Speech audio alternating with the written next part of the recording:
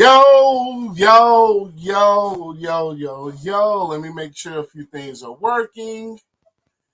Let me make sure a few things are getting started before this.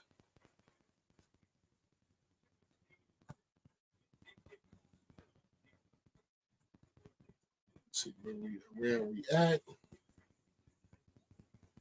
Okay, we are rocking and rolling. Welcome to the 2024 APW Sports Edition of the NFL Draft live stream. And wow, this has been a night that us Bears fans have been waiting on for quite a long time, and for most possibly before the Justin Fields trade. So this night has the potential to change Bears franchise history. And this night is not only potentially to change the Bears franchise history, but you have other teams that has been in speculation like the Colts. You have teams like the Giants. You have teams, Commanders, Patriots, that are quarterback needy, Broncos, Raiders, Vikings. This draft is shaping up to be a very busy draft. Then you have the rumors of Brandon Ayuk, which I personally think Brandon Ayuk is going to get traded tonight. I have this real small inkling, a real small idea that Brandon Ingram, except Brandon Ingram. I've been watching too many basketball podcasts, but Brandon Ayuk, I have a strong feeling that he's going to get traded tonight. I have a strong feeling he is going to get traded tonight. I don't know how true that can be. I don't know how, like, the rumors and everything. But from everything I've been seeing and some of the things that's been going on, he could possibly be traded tonight.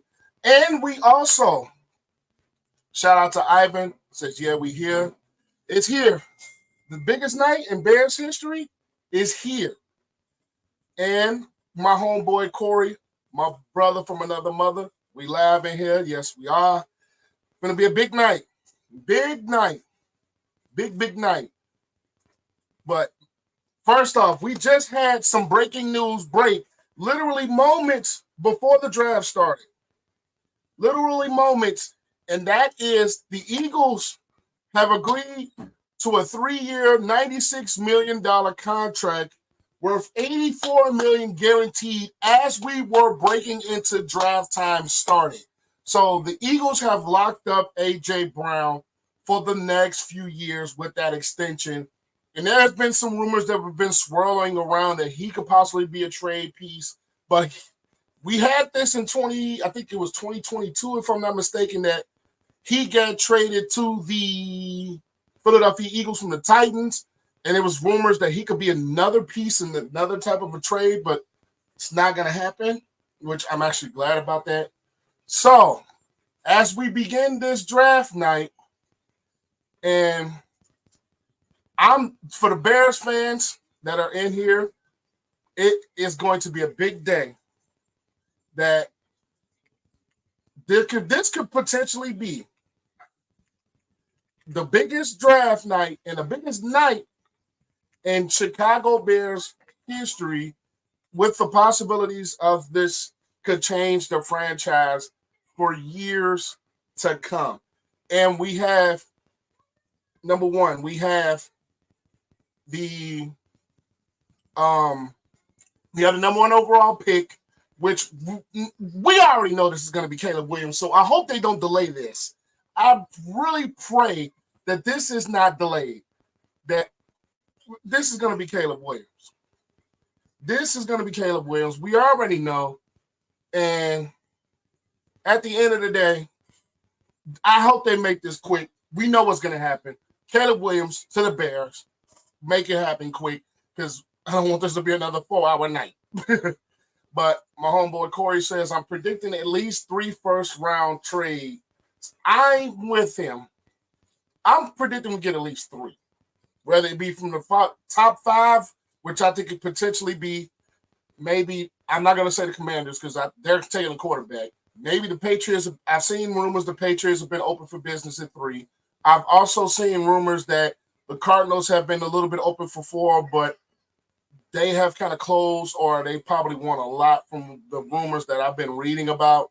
So, but I think you're going to get at least one within the top 5, and you might get one within the another one within the top 10, depending on which quarterback needy team really feels that they need to move up to get their guy. First pick is always delayed. Yeah. Even in some of the years that we know who the first pick is going to be, whether it be the year we knew Trevor Lawrence was going. 2022 was kind of an anomaly. We didn't know who was going to go number 1. It was rumored between, I think, Aiden Hutchinson and Trayvon Walker. Looking back on it, Aiden Hutchinson maybe should have been a pick for the Jaguars, but that's neither here nor there. Then last year, who went number 1 last year? Bryce Young. It was debated between Bryce Young and C.J. Stroud. Looking back on that now, I was right on it so far that C.J. should have been number 1, but we'll give the Panthers some time. And the Panthers are a team that they don't have a first-round pick, which makes their rebuild that much tougher and that much harder because they do not have that number 1 pick that we, the Chicago Bears, own. So this is shaping up to be a very, very, very big night for the Chicago Bears. Very big night for other franchises involved, whether you have the Commanders, like I said, the Patriots, whether a quarterback needy team or they Cardinals, they could possibly get that franchise needing wide receiver to pair alongside Kyler Murray, who they extended before last year, I believe. I can't remember. It might have been before last year or the year before last when they actually gave him the contract extension. I can't remember exactly off the top of my head. But at the end of the day, this is shaping up to be a big, big night. Okay, they got my boy Eminem coming out. Eminem is one of my favorite rappers.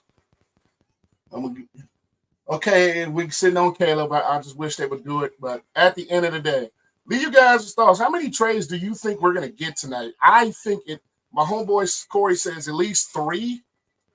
I'll predict them about 3 or 4 myself. Whether a team, like the year that the Ravens picked Lamar Jackson, they traded back into the first round to get Lamar. So we could possibly see a team that can trade back into the first round that really had no first-round picks, or they only had 1 and they had some assets to move up to get a pick. We could see possibly Brandon Ayuk, like I said, possibly getting traded. Maybe Debo, but I doubt that happens. We could possibly see maybe a T. Higgins, possibly a Trey Hendrickson moved because they have both requested trades. And then a lot of people I've been seeing the rumors we're talking about the Bears can get them. I personally don't think the Bears need to I think they need to be a little bit younger at certain positions, especially at the edge rusher. You already have a good veteran in Montez Sweat. I think it would be best to pair him with somebody young. And let's see. Did anything happen yet? No. Calvin Megatron. Megatron's coming out. One of my favorite receivers to watch.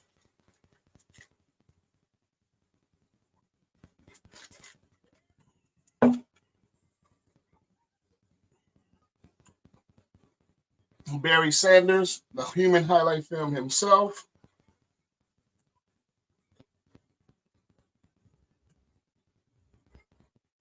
Amara St. Brown, who also just got an extension.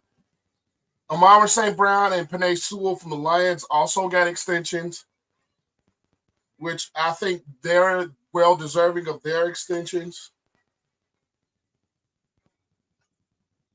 So at the end of the day, so I'm watching this on a stream. So if I'm a little bit delayed from what you guys are watching, I apologize ahead of time. But this is going to be a big night for the Bears. And big night in the NFL all around. I anticipate a lot of movement tonight.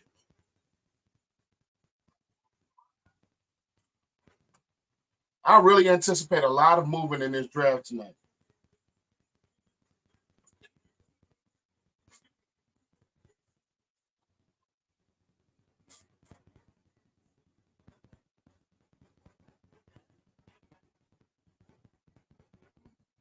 All right. What you guys think the Bears should do at 9? that is something that's been talked about for a while. Like, what are the Bears going to do at 9?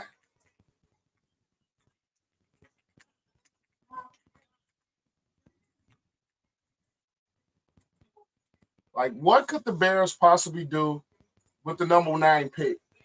What should they do? I want you guys to leave your thoughts in the comments. What should the Bears do at 9? I will say my personal opinion, the Bears should do at 9 versus what I think they're going to do at the number 9 overall pick. I personally think the Bears should get an edge rusher to pair opposite of Montez Sweat, and this is why I think they should get an edge rusher. I think the Bears should personally get an edge rusher. Bears Capo, shout out to you. Welcome to the stream, says pass rusher or wide receiver. And my homeboy Corey says, for the right price, trade back, but if not, take on Dunze or a top edge rusher.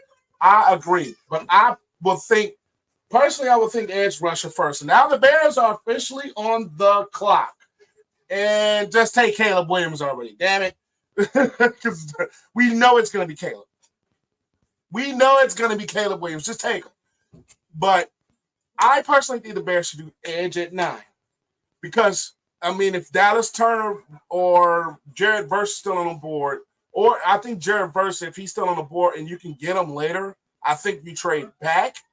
But I personally think if Odunze is off the board, then you take an edge rush.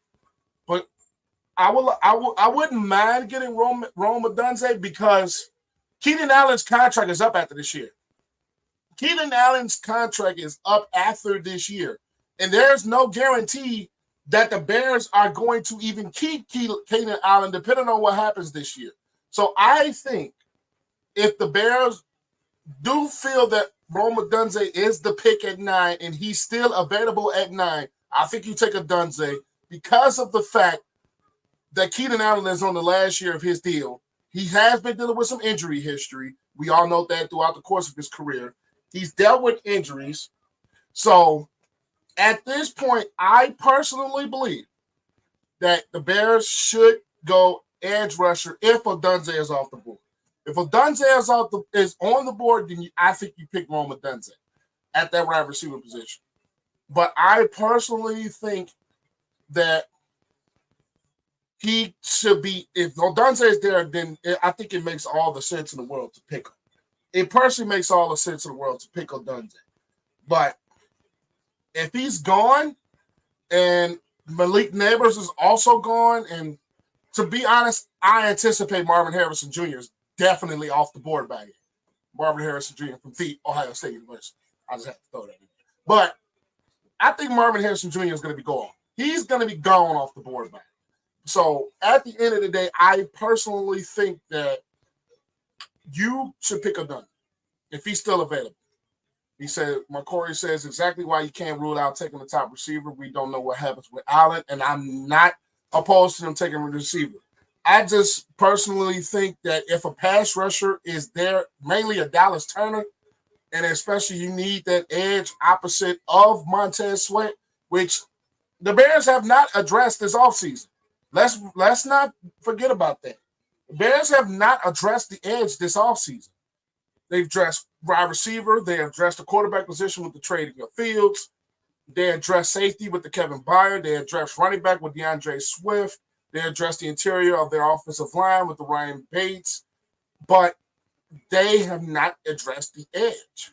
They addressed the big. I think they also go interior later on in this draft. But I personally think they need to take on Odunze or edge rusher. That's just me. We already know what they're going to do at number 1. We know what the Bears are going to do at number 1. We know this. We know what the Bears are doing on number 1. They are taking Caleb Williams, and I wish they would get it over with. We know they're taking Caleb, so I don't know what's the hold up. But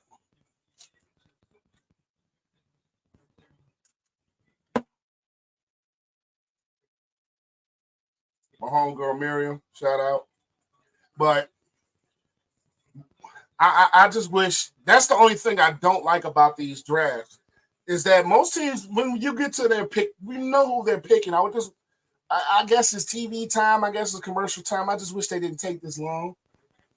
Bears had what? I think, if I remember right, I didn't see exactly how much time was on the clock. Was it a 10-minute or 15-minute clock? I don't remember exactly. Did it start at 10 or 15 minutes on the clock? I didn't see exactly where it was. Is that Nick Saban? Oh, he's doing TV now? Wow, I didn't know that. 10 minutes? So it's 10 minutes on the clock. I think it used to be 15 minutes before, if I'm not mistaken. Or is that the NBA I'm thinking of? I don't remember. I haven't watched the NBA draft in years. So I didn't even watch it at all. So, well, I just wish they could do. It's watching they're walking to the podium, man. Damn. I just want to react to this already. Jesus Christ.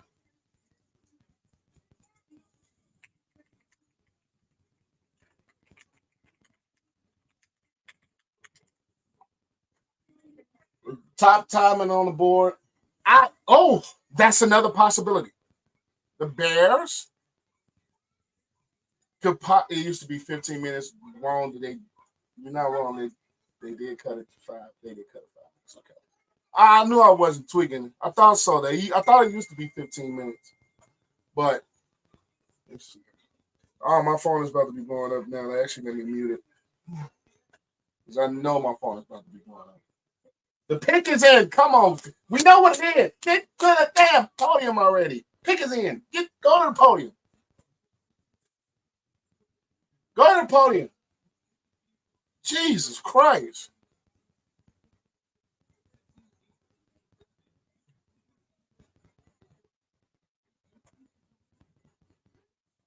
Just go to the podium. We know what the pick is.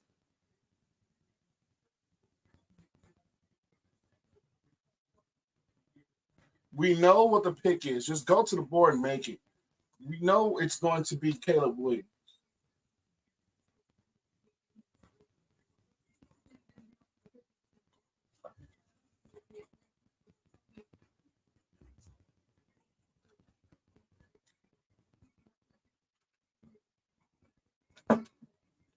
Yes. Thank you. Everybody in the chat, please share this. Thank you, Corey. Thank you for pointing that out. Please like, subscribe, share, all that good stuff. I usually don't say this in my videos no more, but everybody, please share this. Subscribe, like it. Tell your friends, tell your next friends, tell your friends, the football fans, the talent. Tune in, because this is a true Bears fan at work here. You see the background. True Bears fan. This ain't no fake Bears.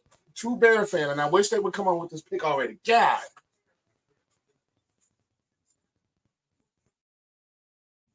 Ooh, come on, man. And to chagrin, I'm not buying the Caleb Williams jersey yet. Okay, pick his in. I hear it. Okay.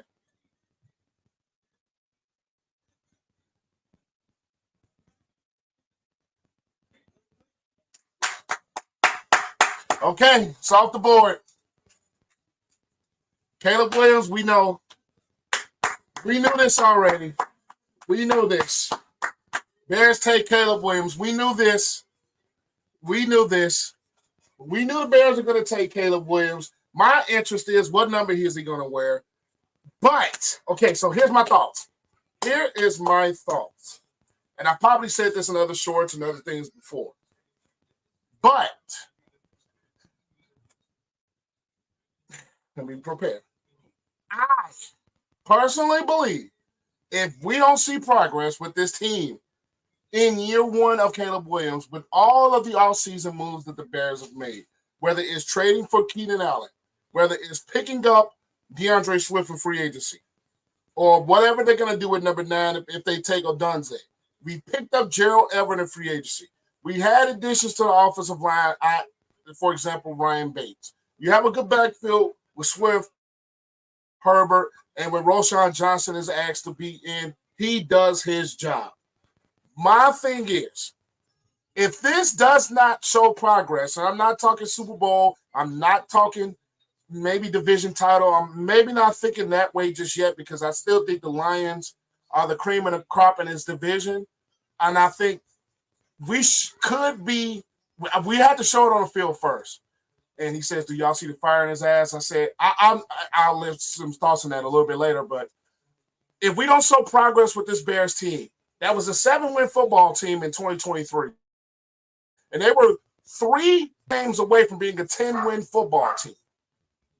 If we don't expect at least progress, at least we see this team fighting to be in the playoffs. If we see them in the playoffs, if we don't see any progression from this football team, we could be back to square one. We could be back to square one. And that is the one thing I was afraid of when the Bears traded Justin Fields. I was afraid of them being in that same cycle of possible lame duck head coach. We've seen it with the drafting of Trubisky with John Fox. We've seen it with the drafting of Justin Fields with Matt Nagy. I just don't want to live in this cycle of revolving door at quarterback and a revolving door at the Bears head coaching spots. I don't want to see it because at the end of the day, if this doesn't show progress, and I'm not talking about his personality. I'm not talking about anything like that. I'm just talking about the product on the football field. I'm not talking about anything else. The product on the football field, if this does not show progress of a progressing football team with the defense that down the stretch shown that it could be one of the elite defenses in the league with the addition of Montez Sweat, with the play of Jaquan Brisker, with Jaylon Johnson, who we re-signed, with Khalil Gordon, with the linebacker core, Edmunds, Sanborn, Edwards. This team has to be either in the playoffs, sneaking like that backdoor in the playoffs, sneaking in. One thing that needs to be done is they need to beat Green Bay, for Christ's sake. Beat the damn Packers. That's my thing. Beat the damn Packers. But my thing is, we have to see something successful. I mean, I'm not talking about him throwing for 4,500, 4,000 yards. I'm not talking about on the statistics because if you guys are new to my channel or if you watched it, I have never been a big numbers guy. Never been a big numbers guy. Never. But at the end of the day, if he doesn't show on the field progress with reads, with mixing up coverages or reading coverages, we could be in for a world of trouble if we do not see that in year one. And it's crazy to put that type of expectation on him. But with the hype that Caleb Williams has gotten throughout the course of these last, about say a year and a half, maybe the last 2 years, with him with the Heisman and with the things he did at USC, and with the Bears moving on from Justin Fields, with the additions, we have to see it. We have to see it in year one. With Shane Waldron, the new offensive coordinator that the Bears have added in, if we don't see this progress in year one, we could be in for a world of trouble. And I hate to say this. It's just the truth. Bears Squire, Bears Fire. Much love to you. Corey, he's ready. He wants to win and turn his offense around. He has to show he's ready. That's my thing. He has to show that he's ready. He has to show it. And it's not even me being a Justin Fields fan because you guys know I am a big Justin Fields fan. But if he doesn't show progress in year one, this team and this organization could have the possibility of being in trouble. And I hate to say it, but it's just the truth. It's just the truth. I'm not going to be one of those people that are super excited, overly excited, because I've seen this too many times with the Bears at the quarterback position with us as fans being excited with Fields, with Trubisky, with Cutler when we brought him in the trade. We saw things of us being so excited about the Bears quarterback position heading in, and only for us to be let down as a Bears fan and be let down as an organization.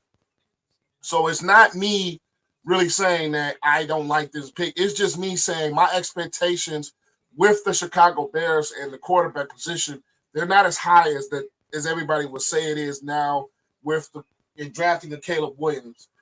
And it's really not. And I'm not to be the Debbie Downer. I'm not that type. Because I'm happy that they're finally building around a quarterback because we didn't do it with Fields.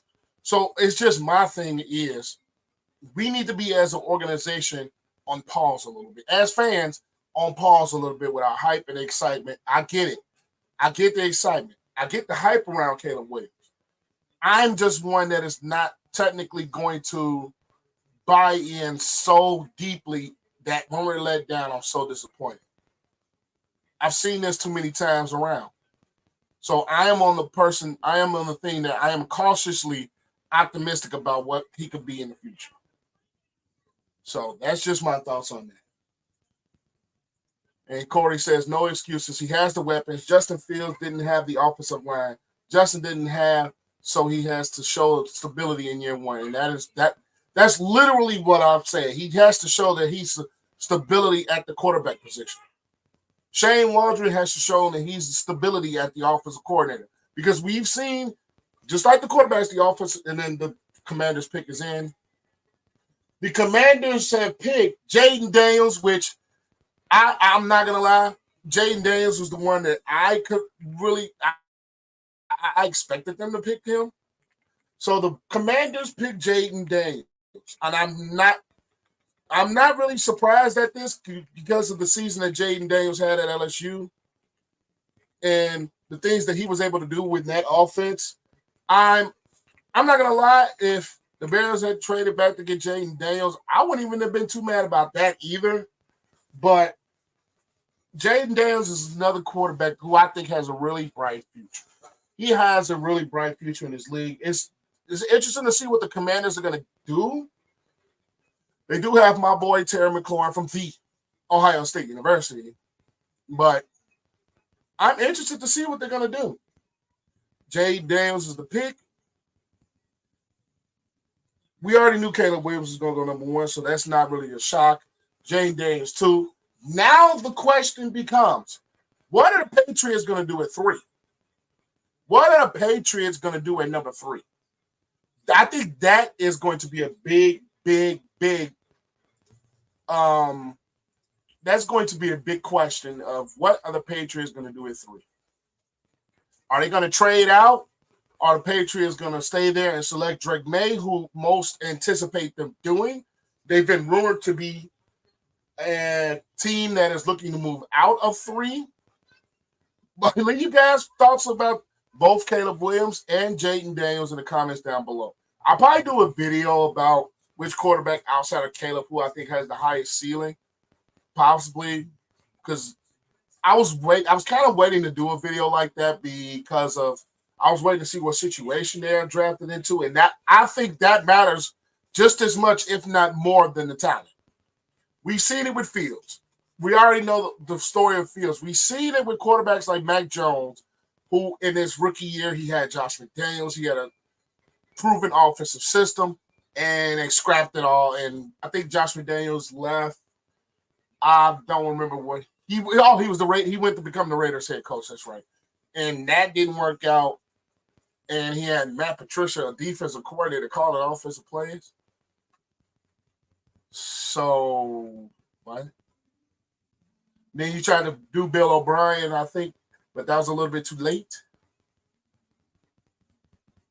So it really just seems at the end of the day, it really matters more. I think it matters more to what situation you're drafted into versus your talent.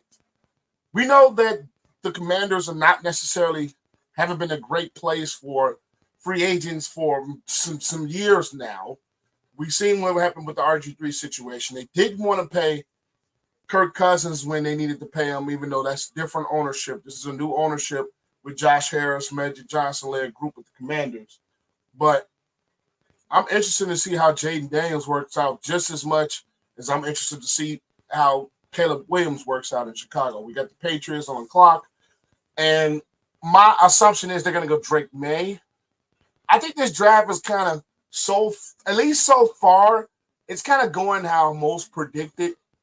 Caleb 1, Jaden 2, Drake May 3, and I possibly Marvin Harrison Jr. 4.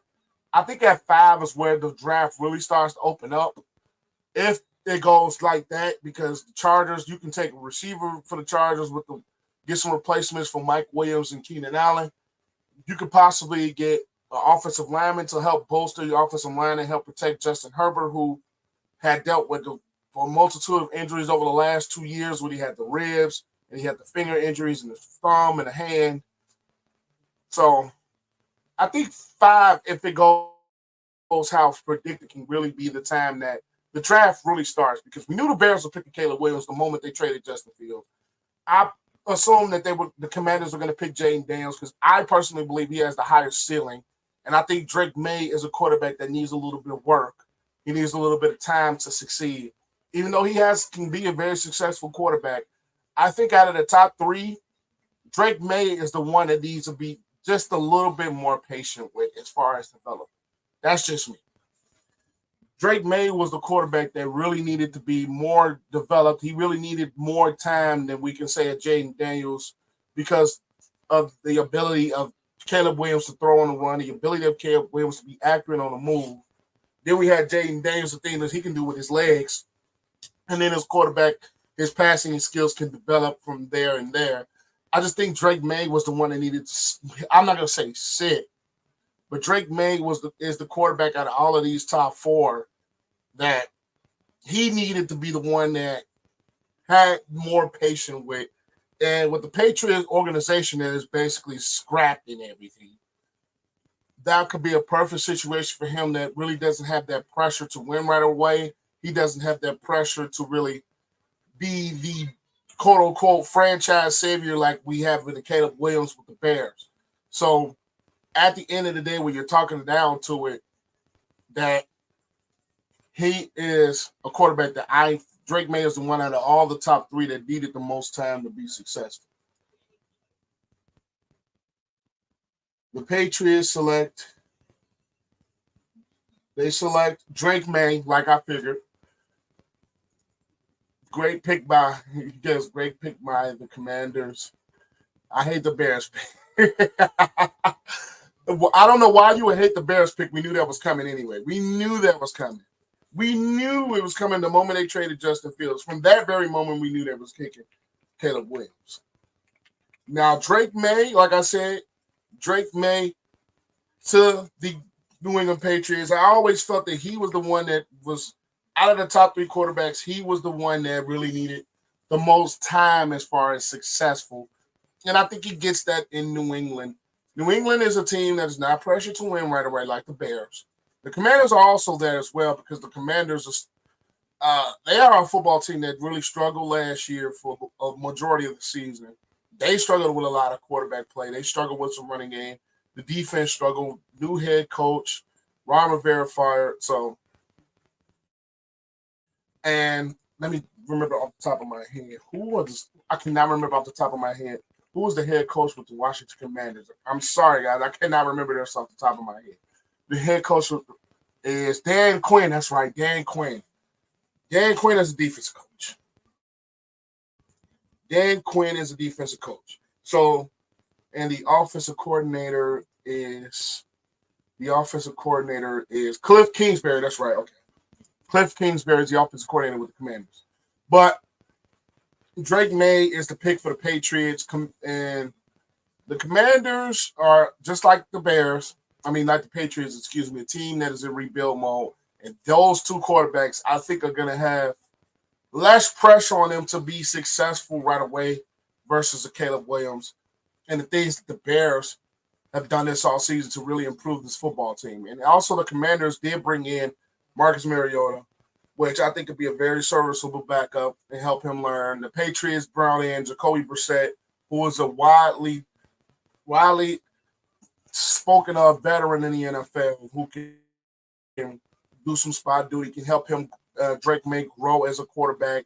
So I think both of those teams set them up as far as those situations to go, but they don't have the pressure to be a franchise savior like a Caleb Williams. And that was like I said, that was always my biggest hang up with the Bears trading Justin Fields. Now you're going to have a quarterback that is touted as a rookie to be the franchise savior. So and the Arizona Cardinals are now on the clock. I'm assuming they pick Marvin Harrison Jr. from the Ohio State University, unless it's a trade, which from all the reports probably isn't going to happen. So let me get this ready now.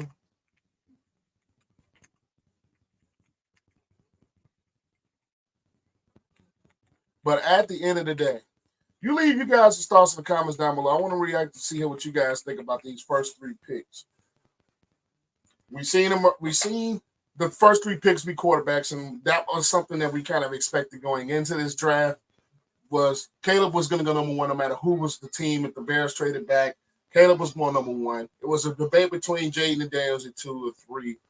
And this is probably the point where we furtherly see a non-quarterback taking up the board, but it's probably predictable Marvin Harrison Jr. from The Ohio State University.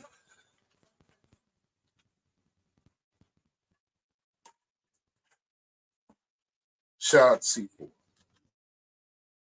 So you can C4. Shout out. Just getting through this. But the Cardinals pick is in, and I'm assuming this is Marvin Harrison Jr. I am assuming that this pick is about to be Marvin Harrison Jr. I don't see any world where it's not Marvin Harrison Jr. for the Cardinals. They need receiver help to go surround themselves with Kyler Murray. And this team, I think if it was for the Kyler Murray injury to begin last year, it might have been a little bit better off. But now I think you can get that number 1 wide receiver because Marquise Brown, when they traded for him, he just wasn't that guy. DeAndre Hopkins, he was the guy, but he dealt with injuries for the most part for a good portion of his career at Arizona. And I've always said Marquise Brown. I've always felt Marquise Brown is not a number 1 receiver, which was the reason I felt the Ravens got rid of him. I felt the Ravens got rid of Marquise Brown because they saw what a lot of people didn't see, that Marquise Brown is not a number 1 receiver, not the slouch Marquise Brown, because he can be very productive.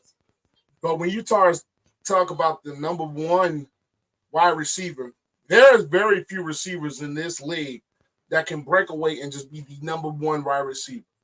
And Marquise Brown, as talented as he could be, he's just not a number 1. And that's okay. That's okay. You can still have a very good productive career as a number 2 receiver, a complimentary wide receiver.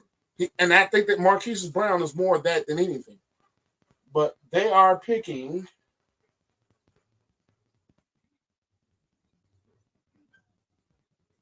It looks like that's my string is actually going in and out.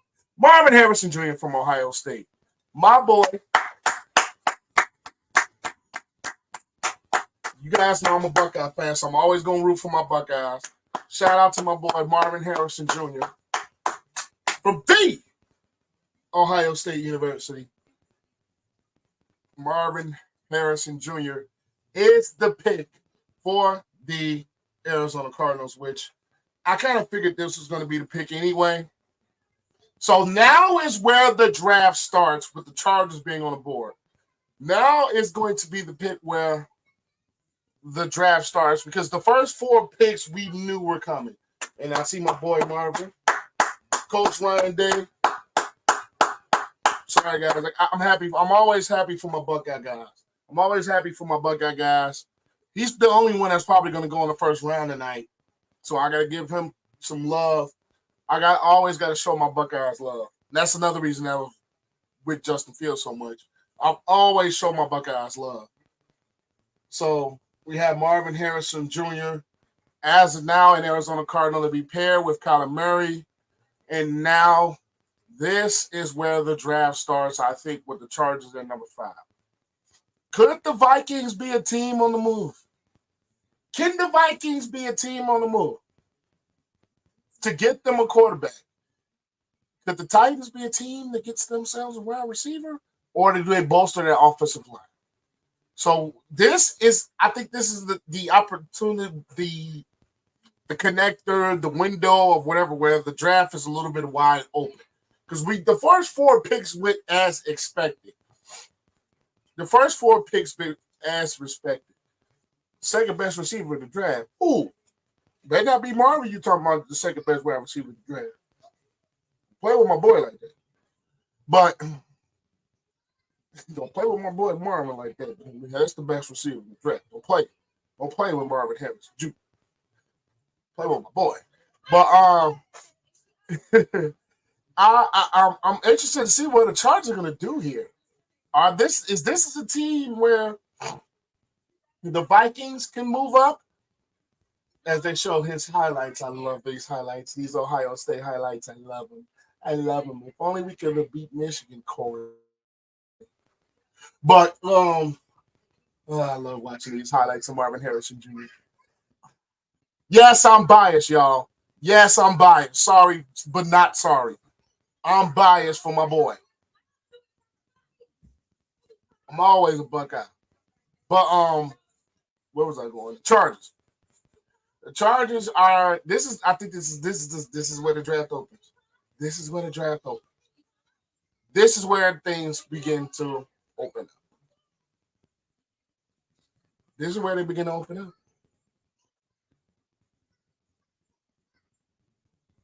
So, at the end of the day, I think the Chargers might go to offensive line here. Me personally, either they go offensive line or they go wide receiver. Either Malik Neighbors or Roman Dunze. But if they get Redunze, I think that comes into the Bears' plan. Because I think the Bears are picking Redunze if he's there.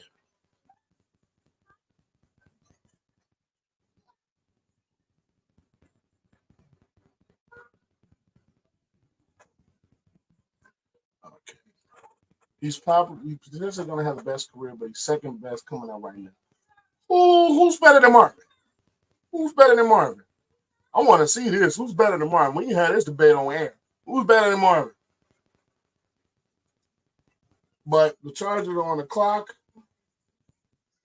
God, I love watching these Marvin Harrison Jr. highlights. But who's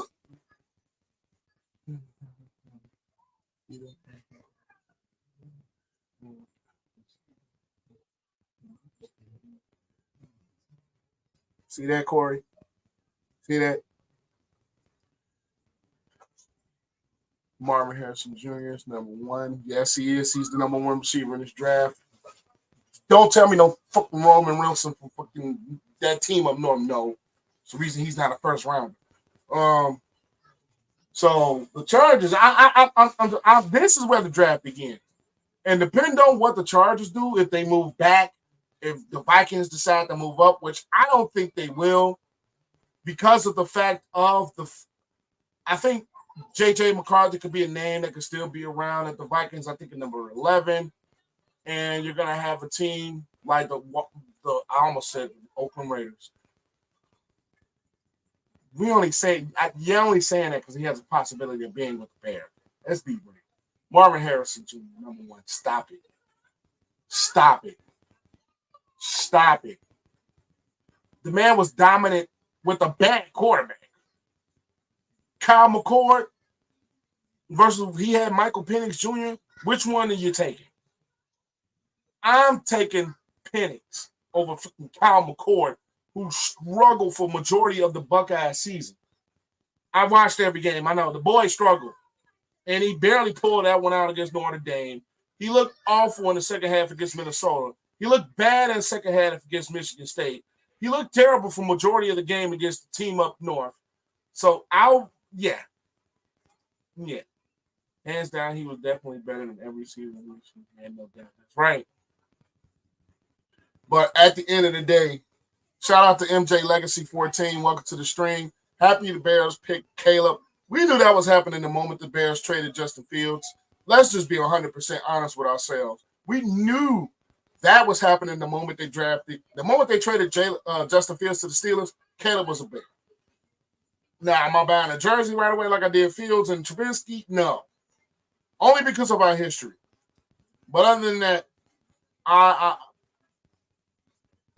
so let's see what the Chargers do at 5. Look at his highlights the year before. He had C.J. Stroud, and he was making spectacular catch after spectacular catch. And I want to say, if he didn't get hurt against Georgia, we could possibly be looking at the 2022 Buckeyes as national champions. If he does not get hurt, and if Jackson Smith and Jigba is healthy for most of the year, we could be looking at Ohio State 2022 as champions. Because they had that game against Georgia. Well, the defense was part of that, but I'm sorry. Marvin Harrison Jr. had all the coverage and was still getting open. Still getting open. He struggled against Notre Dame mainly because the quarterback was bad. He didn't play bad up against Michigan. That was all Penix. He overthrew the ball multiple times in the game. Yeah, Penix struggled in the national championship game. I will give him that. But I'm still taking my guy Marvin Harrison Jr. He didn't have a quarterback at fucking Ohio State last year. I'm sorry. Kyle McCord was just not the guy. Kyle McCord, he struggled, especially early on in the year. He terrible. Rome was a dog. I would give Rome credit. Rome was a dog. He's number 2, number 3 wide receiver in this draft. He is a dog. Now, I'm not taking anything away, but I personally know that Marvin Harrison. But the Chargers pick is in. Now, this is where the draft begins. Are they going to Dante? Are they going Malik Neighbors? Can they go Joe Alt? Can they go Olu Fashanu? I can't say that name correctly to save my life, from Penn State. Where are they going? I think can kind of potentially change a bit of the things in this draft. Because it was rumored that the Giants were trying to move to number 3 with the Patriots, but I think the Patriots was probably asking for a little bit too much. You're only picking him because you're biased. No, I'm not. I'm really not. Because at the end of the day, like I said, he had no quarterback. And let's see, the Chargers pick is in. We'll get back to that Marvin Harrison debate. But Chargers pick is in.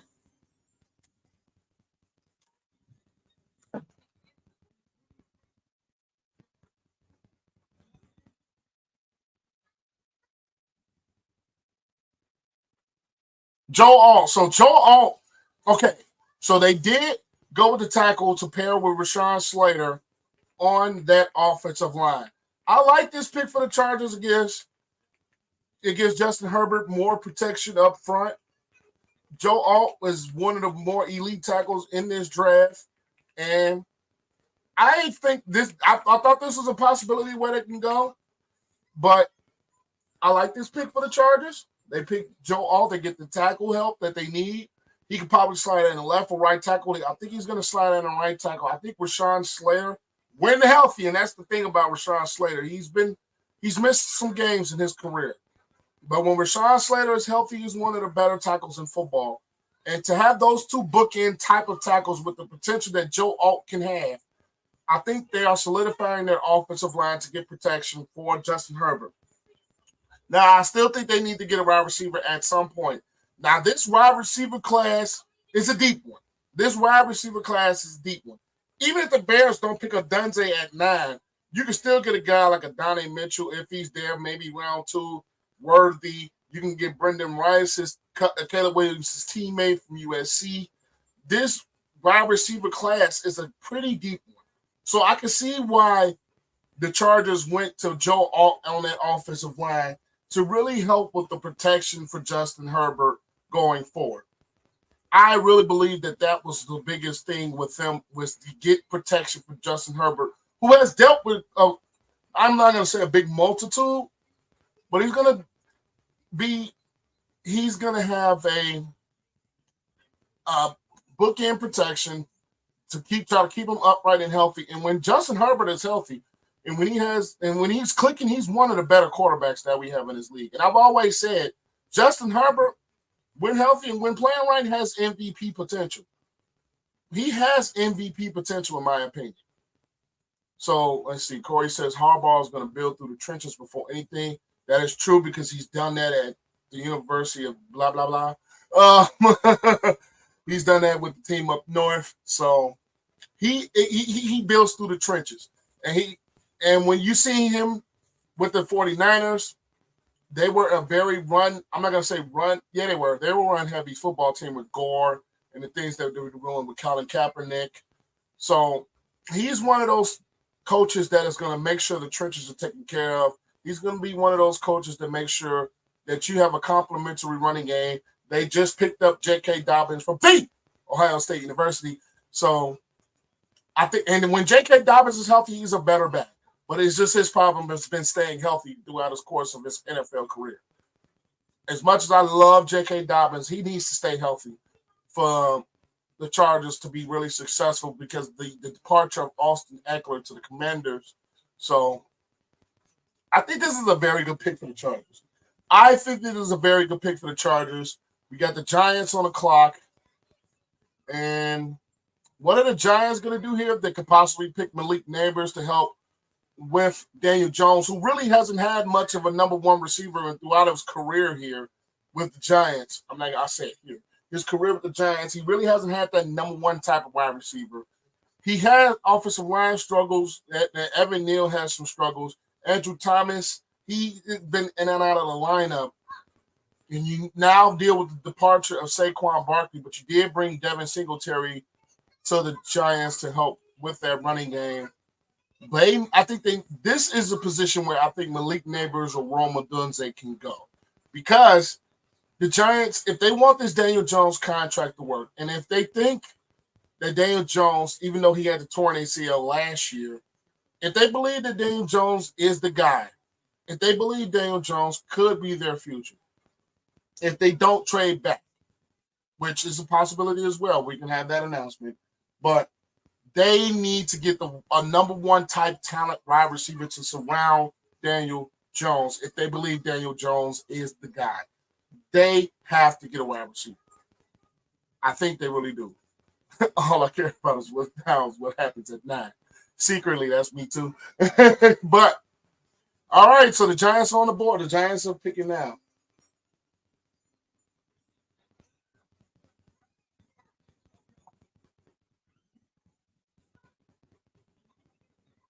Malik Neighbors is the pick. Malik Neighbors is the pick, and this is the right pick. This is the right pick. This is the right pick for the Giants. They were interested in wide receiver. It was rumors that they were trying to move up to select Marvin Harrison Jr., but those fell through when the Cardinals didn't want to move back. The Patriots weren't going to move back. They wanted Marvin Harrison Jr. in the worst way, and I can understand why. But Malik Neighbors is nothing to sleep on. A very talented wide receiver. He's very strong. He's fast. He has that jump ball ability to go up and get the football. So Malik Neighbors is one of those receivers that can come in and help Daniel Jones right away if Daniel Jones is on his feet, because they have some struggles on that offensive line. If Andrew Thomas can stay healthy, if Evan Neal can really transition to be that tackle on opposite side, they can have some things happen. If Devin Singletary comes in and have that productive type of running back that he was last year with the Houston Texans, I just really think that this Giants team can take a step forward. Now, if Daniel Jones doesn't prove to be the guy, you still have that number one wide receiver to pair whatever next quarterback that you have in. But I really feel that it was important for the Giants to finally invest in getting weapons around Daniel Jones, because some teams don't do it, a.k.a. the Bears with the Justin Fields. You have to invest in your quarterback, whether it's getting him an offensive line, whether it's getting him weapons to throw the football to. They let Evan Ingram go, I think it was before 2021, if I'm not mistaken, or 2022, one of the two, that they let Evan Ingram walk. Sterling Shepard has been dealing with injuries through most of his career. So it was very important that the Giants came into this draft and got some weaponry for Daniel Jones' exposure. So I really believe that this is the very perfect pick for the New York Giants, was to get Malik Neighbors out of LSU. So now we're going to have the Tennessee Titans are on the board. They're on the clock. They could go wide receiver here possibly to get something around Will Levis, who I think is going to be the starter coming in 2024. And maybe they trade. I possibly think Malik Willis is a candidate to possibly get traded or move on from Malik Willis. But I don't think that's not going to be big talked about. But I think when you draft quarterbacks back-to-back years, one of them has to go. And I think you got to get a veteran in there behind a guy like a Will Levis. Tannehill's off the door.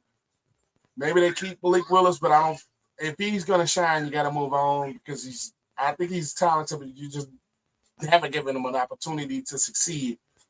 But the Titans, I think, are a team that needs to go either A, wide receiver help to get some help outside and get some help with a guy like Will Levis. We got DeAndre Hopkins, who's still on the roster. They'll probably get a running back at some point. Oh, they did get Tony Pollard, but I think they still might address this later. Or get a tackle with Skoronski, who they took last year's draft. Get some offensive line help. Maybe Olu Fashanu goes here. Maybe Odunze goes here. Or you could possibly see a Dallas Turner go here. I think the Titans, I think the Titans are in a position where they really just need to get best player available. Go Bears. You know that's right. You know that's right. Shout out Shar. Love you, little girl. But we need so the Titans are here. It's funny that she commented. Go Bears. You right. Love you, little girl. I told you this earlier. But the Titans are at the point where the Titans at this point they need to get. I think if Odunze is off the board here, that could change the Bears' plans. If the pick is in and it's Rome Odunze, I think the Bears' plans change. Either Dallas Turner still at 9, they could possibly get Dallas Turner, who I had in my mock draft as the Bears to get, because I think Odunze would have been gone. And Brock Bowers, don't talk to me about the Bears getting Brock Bowers. We signed Gerald Everett for a reason. They extended Cole Kmet before last season. We don't need to get a third tight end. We don't. If Odunze is off the board, go get your trenches on the defensive side of the football. Go get your trenches then. Go get the defensive edge rusher in. So after the draft is really opened up now, Joe Alt was the pick to the Chargers, and I'm already losing track of my brain. Malik Neighbors is the pick to the Giants, and I think they could possibly go Olu Fashanu here. They can go Dallas Turner here. The possibilities are open. No, we don't. You don't even know what we don't do. But this draft, it hasn't been exciting. It hasn't been a trade field draft that a lot of people were saying, which I didn't think it was going to be, because the first 4 picks were a gimme. 5, the Chargers, if they didn't get a blowing away offer for a quarterback. I really don't. I know you don't. Bears need a beast in the O-line. O-line would be great for the Bears, but you gotta get at some point you gotta address the edge outside of Montez Sweat. At some point, the Bears gotta address that. Let me go look exactly at the Bears depth chart, because I don't want to speak out of turn or anything. The Bears depth chart as of right now. DeMarcus Walker, nice football player. He's not the type of player that is a game-changing edge outside of Montez Sweat. I like DeMarcus Walker's impact, but he's more of a rotational piece. They have Khalil Kareem, rotational piece. Dominique Robinson, he hasn't shown much yet. They got Andrew Billings and Javon Dexter on the inside, which I really like those two on the interior of the Bears defensive line. I really like those two on the interior. I really like those two on the interior of the Bears defensive line. But they need to get, if they don't get a Dunze, they need to get either Dallas Turner or Jared Verse that can maybe compensate some more picks, move back. They have to address that edge. They do. They definitely need a better defensive line, yes. And you probably don't know what a defensive line is, girl. If the Bears don't get a Dunze, they need to look at edge first, then offensive line. Agreed, 1,000%. The games I watched, the defense and missed tackles was shocking. That, oh my God. Thank you, Mark Grayson. Thank you for tuning in. That is something that it slipped my mind, but thank you. I'm going to put that back on the screen. Thank you, Mark Grace, for bringing that up. the Bears missed a ton of tackles last year. And I mean a ton. They missed a lot of tackles last year. They really missed a lot of tackles last year. Whether it was Eddie, and a lot of it was Eddie, I'm sorry. Especially on the back end, a lot of it was Eddie. A lot of it was Eddie Jackson missed some tackles. You had Jaquan Brisker miss some tackles. I think TJ Edwards was more of the sure tackle out of anybody in this Bears bunch. But thank you for saying that. The Bears missed a ton of tackles and the Titans pick is in.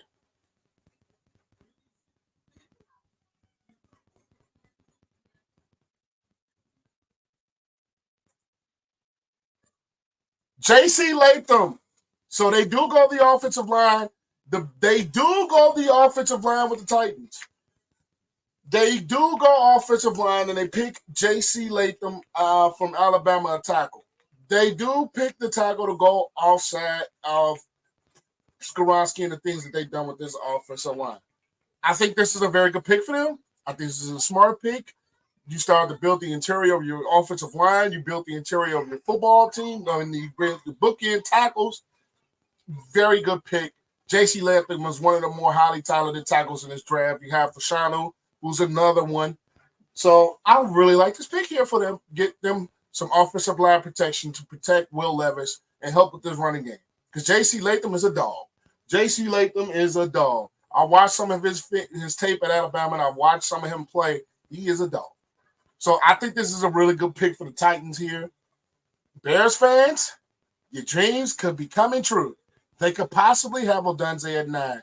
Because at the end of the day, you have the Falcons on the clock, and they are not picking a wide receiver. I don't think the Falcons are going to go wide receiver. I think the Falcons need to – I think Dallas, this might be where the first defensive player of the draft is off the board. I Googled it. You Googled it, huh? Wonder if the Bears will pull off another draft trade. If Odunze there, then take him. And I think he is. See, I know what I'm talking about. Damn, I love you, little girl. The Bears are getting Odunze or Turner. I think this is where they're going to go. There's no way they pass on one of those two. And I think Turner is probably going to get off the board now because I think the Falcons are a team that needs some edge rush help. The Falcons are a team that needs edge rush help. So this is where I think our first defensive player of this draft is getting off the board. And it just blew my mind right now that no defensive player has been picked yet. I'm grown. Your head ain't. But I got to throw my jabs when I can. If anybody knows me, I talk a lot of crap. Well, fuck it. I talk a lot of shit. If anybody knows me personally, I talk a lot of shit. Dion, that's my boy. Prime. Okay, so let's see. Falcons pick is in. I want this. This might be Dallas Turner. This has Dallas Turner written all over.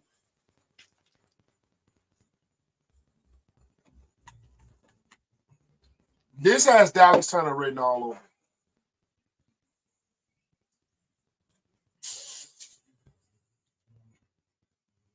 Other than the Bears, who's a good team? Well, we do have the Super Bowl champion Chiefs, which I hate to say. This fucking Taylor Swift. Okay. I'm gonna get into this a little bit later on in the stream. Who I think will be the most improved team. Bears, obviously, most improved, one of the more improved teams in football. I also think another improved team, and it's just by health circumstance, can be the Jets with Aaron Rodgers back healthy. Shout out to C4. Shout out to C4. Getting me through this. I had this pre-workout right here. I'm not gonna lie, this thing is helping me. I've lost some weight with this thing. So, but Corey, my homie, everyone share this. Whoever was a football fan, you know somebody that's a football fan, share this stream. We got the Bears picking it down. Bears fan here. Oh, my bad. Excuse me.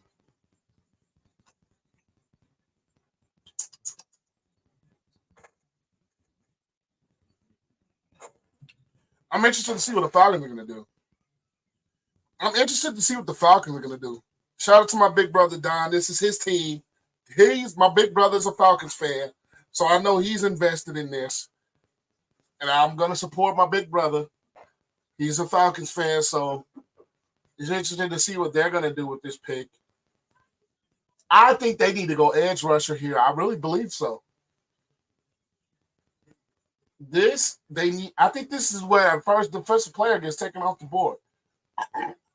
Excuse me. I think this is where Dallas Turner is going to get off the board.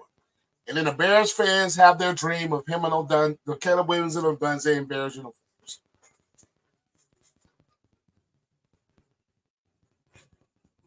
Let's see where the Falcons are going to go. The pick is in.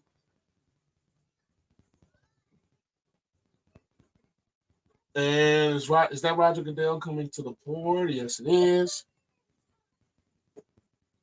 Or is it? I can't tell.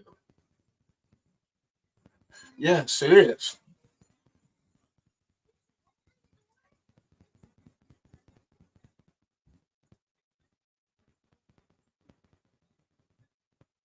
What?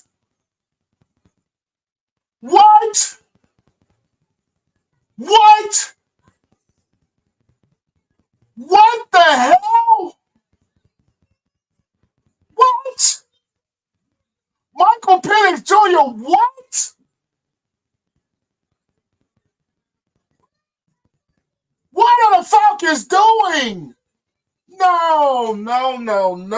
What? Whoa, this is the biggest surprise so far. What are the Falcons doing? What?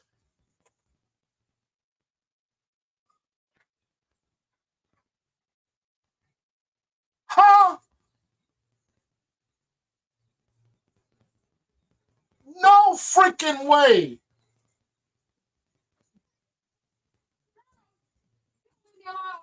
Huh?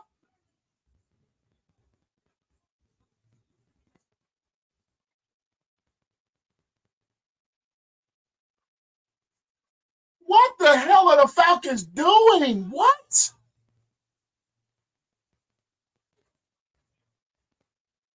This might be the dumbest pick in this draft. This might be the dumbest first round pick we see tonight. What?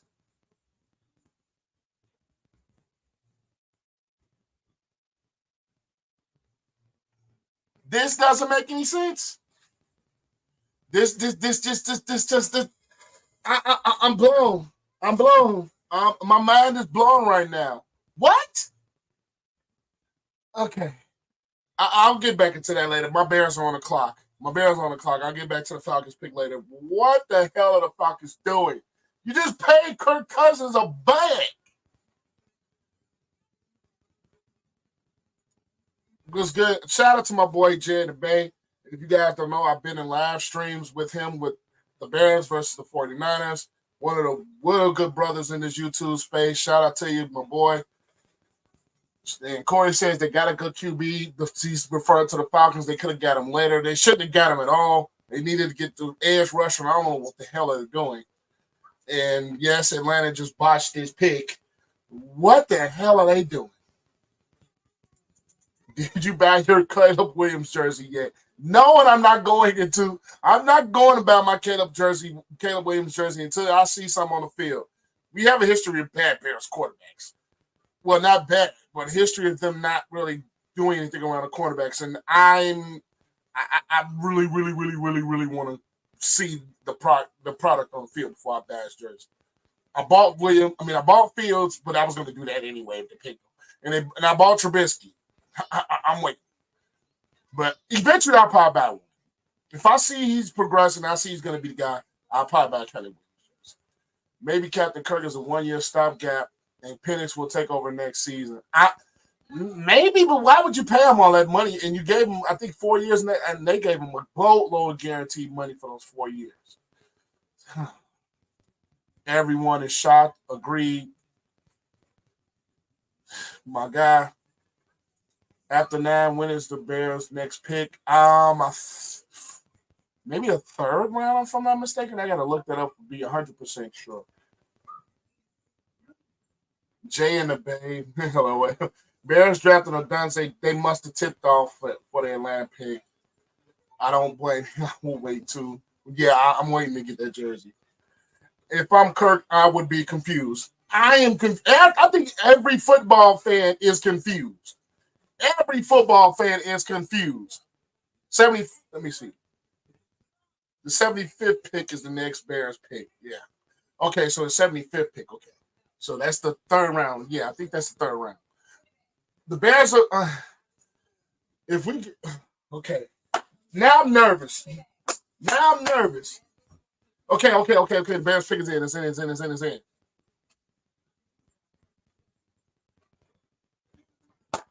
And so does it, baby. Woo, let's go. And so does it. It's Roma Duze, baby. Bears got them a rip now. This better work. Woo, let's go. This better work.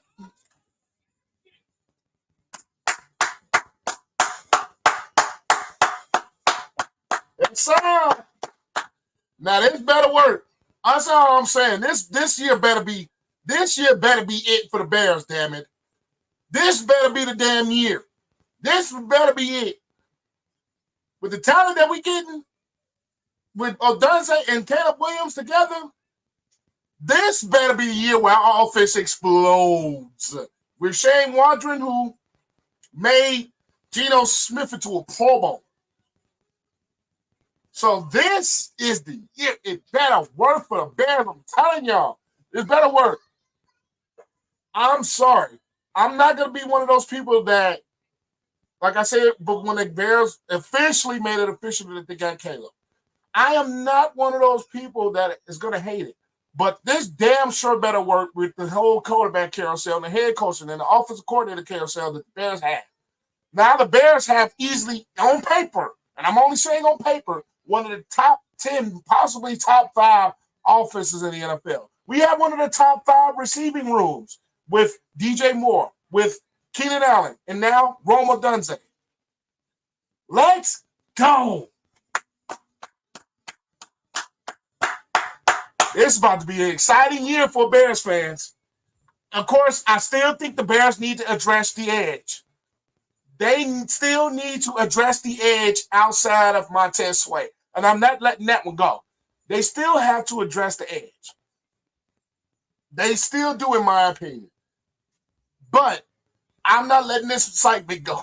And I didn't think I was going to get like this when the picks were made official. But damn it, I'm excited. I am excited. I am excited for what the Bears got coming up next year. I'm excited. Great day to be a Bears fan, baby. This is a great day to be a Bears fan. I'm excited. I'm tweeting it right now. And I usually don't tweet during when I'm streaming, but I'm tweeting this.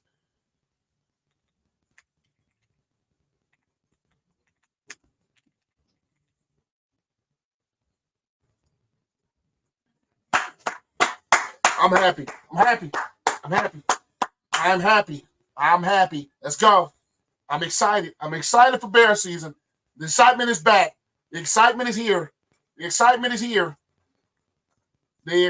here. I'm excited. I'm happy. I don't know what else to say. This Bear season is about to be a good one. This better be a good one. I'm swearing. This better be a good one. This better be a good year. This better. Woo-hoo. Let's go, baby. Woo! Let's go. I told you now they have one of the best receiving rooms in the NFL, in the top 5 league easily, definitely. I bet around to the Bears find a way to trade up. I wouldn't put it past Brian Poles. There's the first trade for JJ. The pick. So the Vikings moved. The Vikings moved, or did they? I think the Vikings didn't the Vikings have 11. If I'm not mistaken, didn't the Vikings have 11 at first?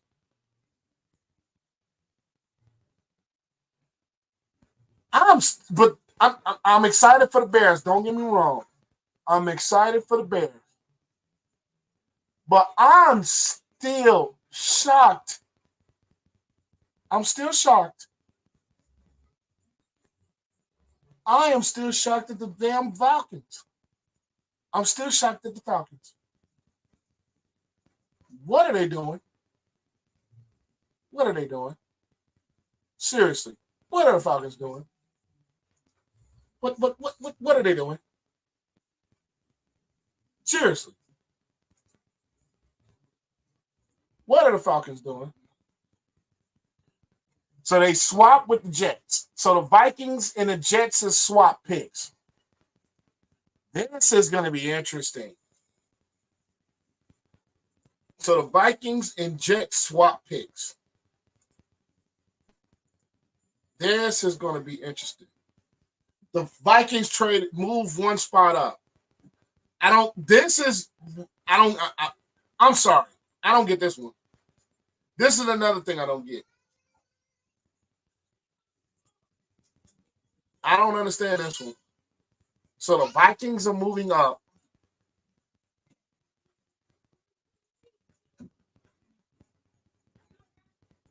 Shout out to Neho with the $5 donation. Shout out to you and welcome to the stream.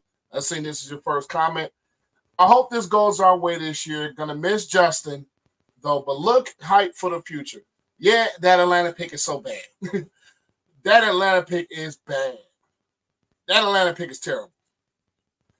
That Atlanta pick is absolutely terrible. And shout out to Neho. I hope I'm saying that right. But that Atlanta pick is bad. I still don't understand it. And then Mark Grace asked, did the Jets trade up? They moved back a spot. The Jets moved back a spot. The Vikings moved up one. Ugh. So this is Vikings. This is possibly JJ McCarthy. This is possibly JJ McCarthy now that Michael Penix Jr. is off the board. I still don't for the life of me understand what the Falcons are doing. What the fuck are the Falcons doing?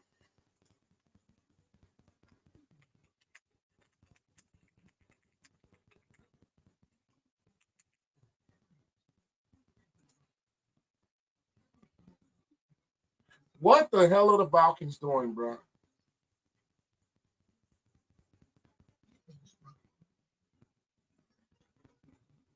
So I am still blown by this one. I'm still in a state of shock about the Falcons. I'm sorry. That's wild. I'm excited about my Bears. But what are the Falcons doing? You picked Michael Penix Jr. and you just gave Kirk Cousins all that money? What? Man. I think I got to make a video about that one.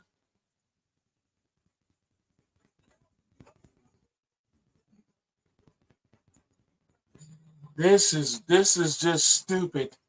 The Falcons are stupid. So here's the trade.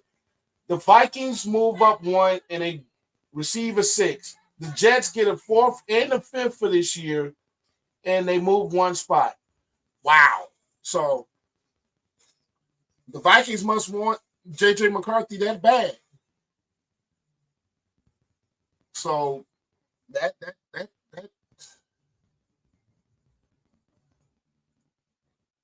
this I'm still mind blown by what the fuck are the Falcons doing. What are the I don't get it. I know my brother is mad.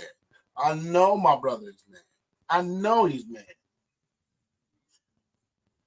You in Dallas Turner, we still haven't had a defensive player selected yet. Just let's take that into combination. Take that to the account. We still have not seen a defensive player selected in this draft. We still have Dallas Turner on the board. We still have Kool-Aid McKinstry on the board.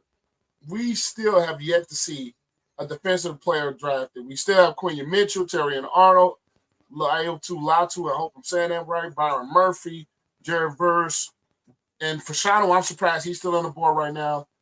I'm surprised Dallas Turner's still on the board. I thought maybe the Falcons could have been him. That is the biggest shock of this draft. What are the Falcons doing? What are the Falcons doing? So the Vikings pick is in. They have some things going on the board. So it's, and the only reason I'm kind of perplexed about the Falcons pick right now is because my brother is a diehard Falcons fan. And I support my big brother. You know he's not a Bears fan like that. He supports Bears. He's not me. But it's just crazy. You have Premier Edge sitting there for you at 8. You just signed Kirk Cousins to a big-ass bag. And then you go and pick Michael Penix Jr. as a quarterback when you have other areas of your roster that needs help. So J.J. McCarthy is the pick for the Vikings. I don't believe they needed to move up a spot to get him. I'm sorry. The Jets weren't taking the quarterback. So this could have Mitchell Trubisky vibes written all over it. He also went to that team of yours, so the hell with him too. The hell with J.J. McCarthy too. Yes, I said it. And he's in a Viking uniform. The hell with him. I don't want him success in that area. Sorry. I'm not rooting for nobody on the Vikings unless they went to Ohio State. Definitely not rooting for nobody on the Packers. The Jets are smart. Yes, I will say that. The Jets are smart. If the Vikings want to move up that bad, why not? Why not? Why not? Why in the hell not? So JJ is their quarterback. Let me double check this. I don't remember if they signed anybody in free agency.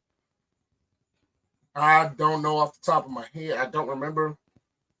I know they did pick up Aaron Jones to help with that running back position in free agency. I don't know if they signed a quarterback this offseason. Sam Darnold. Okay. Yeah, okay. Sam Darnold. So they did go get Sam Darnold.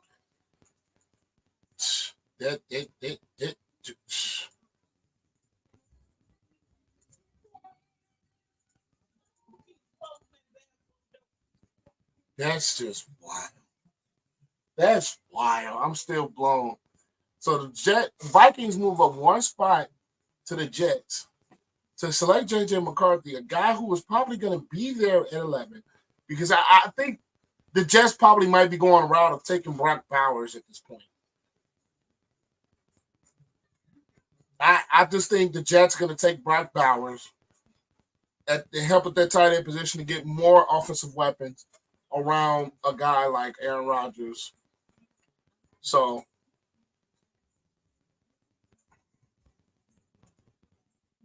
this is going to be absolutely amazing.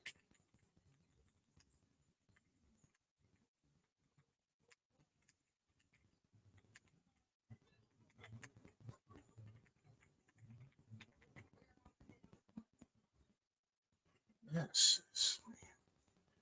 Oof.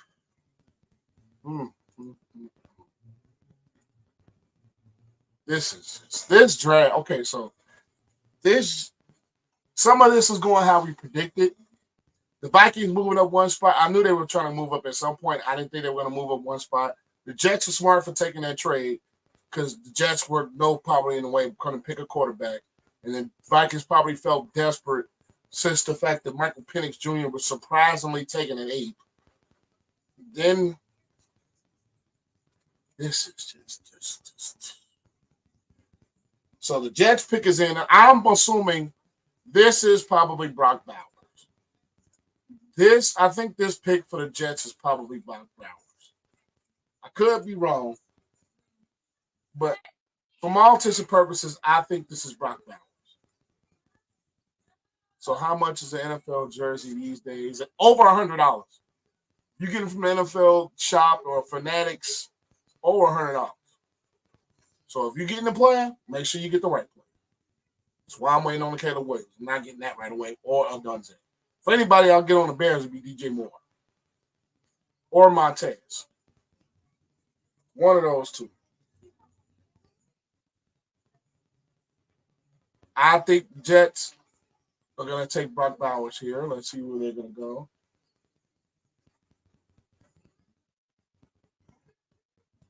The Jets have selected Olu Fashanu. So that's not a bad pick for the Jets. That is not a bad pick. Olu Fashanu, that's not a bad pick. They need tackle help. They really do need tackle help to help protect Aaron Rodgers. And Olu Fashanu was surprisingly there. I think this is a very good pick for the Jets. This is a very good pick for the Jets. I think Brock Bowers would have been a fit because of weaponry that surrounds Aaron Rodgers, but this is a very good pick for the Jets. You get you can get your pod tool, your tackle solidified, get some help at your tackle spots. And we know the offensive line for the Jets was a bit of a struggle last year. They did add Tyron Smith, but Tyron Smith has had some injury history. You do have Morgan Moses, who for the Ravens last year was a very, very good football player. So, and then you get some help at that tackle spot with Fashanu, with Tyron Smith. I think he's going to be one of those guys that's probably going to be in and out of the lineup. So this is a very good pick for them. You get a solidified offensive lineman to go with a guy like Aaron Rodgers and his football team with the weapons with Garrett Wilson from the Ohio State University. Get Mike Williams. They picked up a free agency. Alan Lazard still there. Xavier Gibson, another speedster. Tyler Conklin and tight end is questionable, even though Jeremy Ruckert, I'm biased towards him because he went to Ohio State. It's a little bit of a biasness there, but he's a bit of a question mark. I would have thought Brock Bowers would be a pick here, but I'm not mad. Hey, the Jets, I think they needed to solidify that front to protect Aaron Rodgers, and I think that was a really smart thing to do for them. Now the Broncos are on the clock. Now with the 5 quarterbacks gone, where are the Broncos going to go? I don't think Bo Nix is a pick here. This possibly could be a pick where Bo Nix goes because the Broncos still do need to address that quarterback position. But they can go corner with Quinion Minshew. They can still get them into the edge. They can get them to tackle. The pick is kind of open for the Broncos, but it would be crazy if they actually did go. They did go Bo Nix, but Corey says Fashanu is a great pick for the Jets. I thought it would have been a lineman. I thought they'd go defense, but offensive line is what they needed. I don't think they would have went defensive line. They went with they got Hassan Reddick in a trade for the Eagles. You still have Jermaine Johnson, who's a very productive player, Javon Kinlaw, who they grabbed, John Franklin Myers. So I think that the defensive line for the Jets, I think, was kind of solid. So I didn't think they maybe needed to go there, even though Bryce Huff did depart. But I still think that the Jets defensive front it is pretty shored up with now the Hassan Reddick trade. It's crazy to see the Dallas Turner is still falling down the board. I personally didn't think the Broncos could go Dallas Turner here. They could go Bo Nix here to address the quarterback position because even though they did trade for Zach Wilson this offseason, it's Zach freaking Wilson. And the Broncos might have the worst quarterback room in the NFL. You have Jared Stidham, Zach Wilson, and Ben DiNucci. That spells quarterback trouble. I would not be surprised if they did go with Bo Nix. I wouldn't be surprised. That would actually be a little bit of a smart pick for them. They can go Dallas Turner here with Jonathan Cooper, with the defensive line that may need a little bit of addressing. So at the end of the day, they can go there. But the Broncos can go. They can go a lot of places. They can go a lot of places here. Corey says the Broncos might go best available. I can see that happening. But this has been a day. This has been somewhat of a surprising draft. Actually, besides the Falcons pick, has been other surprises. But this is just raw. What? I'm still perplexed about the Falcons, though. That might be a whole different video. That might be a separate video.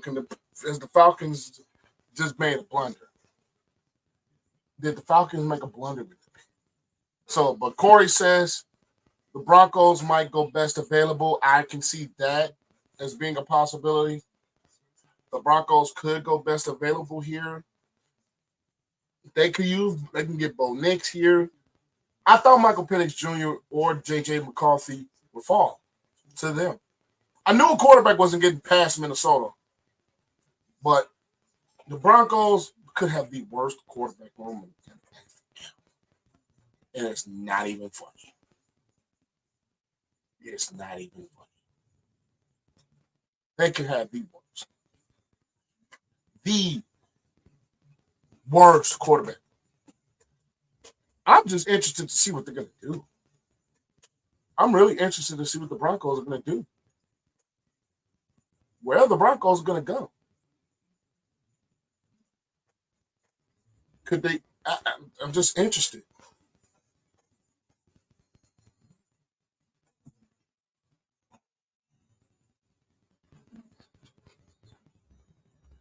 I'm still perplexed at that Falcons pick. I'm sorry, y'all. I'm still perplexed at that. So the Broncos can go corner, they can go edge, they can get a quarterback here. Where are the Broncos going to go? And the Raiders are on the clock next, so they could possibly pick a Bo Nix. Just the quarter, and I don't know if Bo Nix may be a first rounder at this point. Now that Penix was picked way higher than what I thought because the team needs. But the Broncos pick is in. Who are the Broncos going to pick in this position?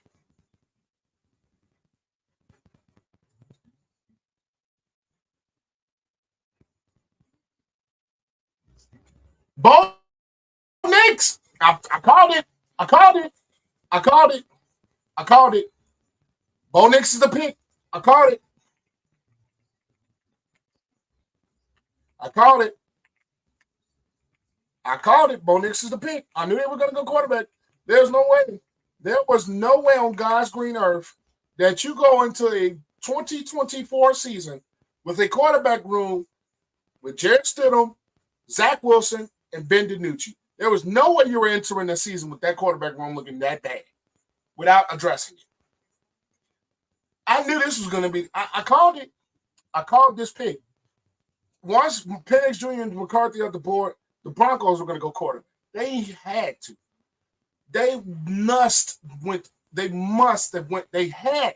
to go quarterback. There was no way they were going out of this draft without a quarterback. There was no way they were going without a quarterback in this draft. There was no way. So once the draft went the way it did, Bo Nix was not falling. Bo Nix was not falling past him. Now I'm interested to see what the Raiders are going to do. What are the Raiders going to do with this pick? They are a team that needs a quarterback. They did go and pick up Gardner Minshew this offseason, but Gardner Minshew is definitely a transitional starter. They got Aiden O'Connell, but man. So they are a team that need corner help. I've been saying this about the Raiders for ages now. They need to get a corner. Whatever corner, Quinion Mitchell is a good fit for them that's available. They need to go corner. Whether it's Terry Arnold, whether it's Quinton Mitchell, they have to go corner. That secondary has been the downfall of this football team for quite some time. Watching the Raiders play football, this secondary has been their downfall in a lot of football games because they have been failed in pass coverage. They've been saved by a pass rush led by Tyree Wilson and definitely Max Crosby. They have to get a corner here. This is just me speaking from me. The Raiders have to get a corner. The quarterbacks, first-round potential quarterbacks, first-round quarterbacks are gone. The first-round quarterbacks are gone. So they got to go corner. All the potential first-round 6 quarterbacks are gone.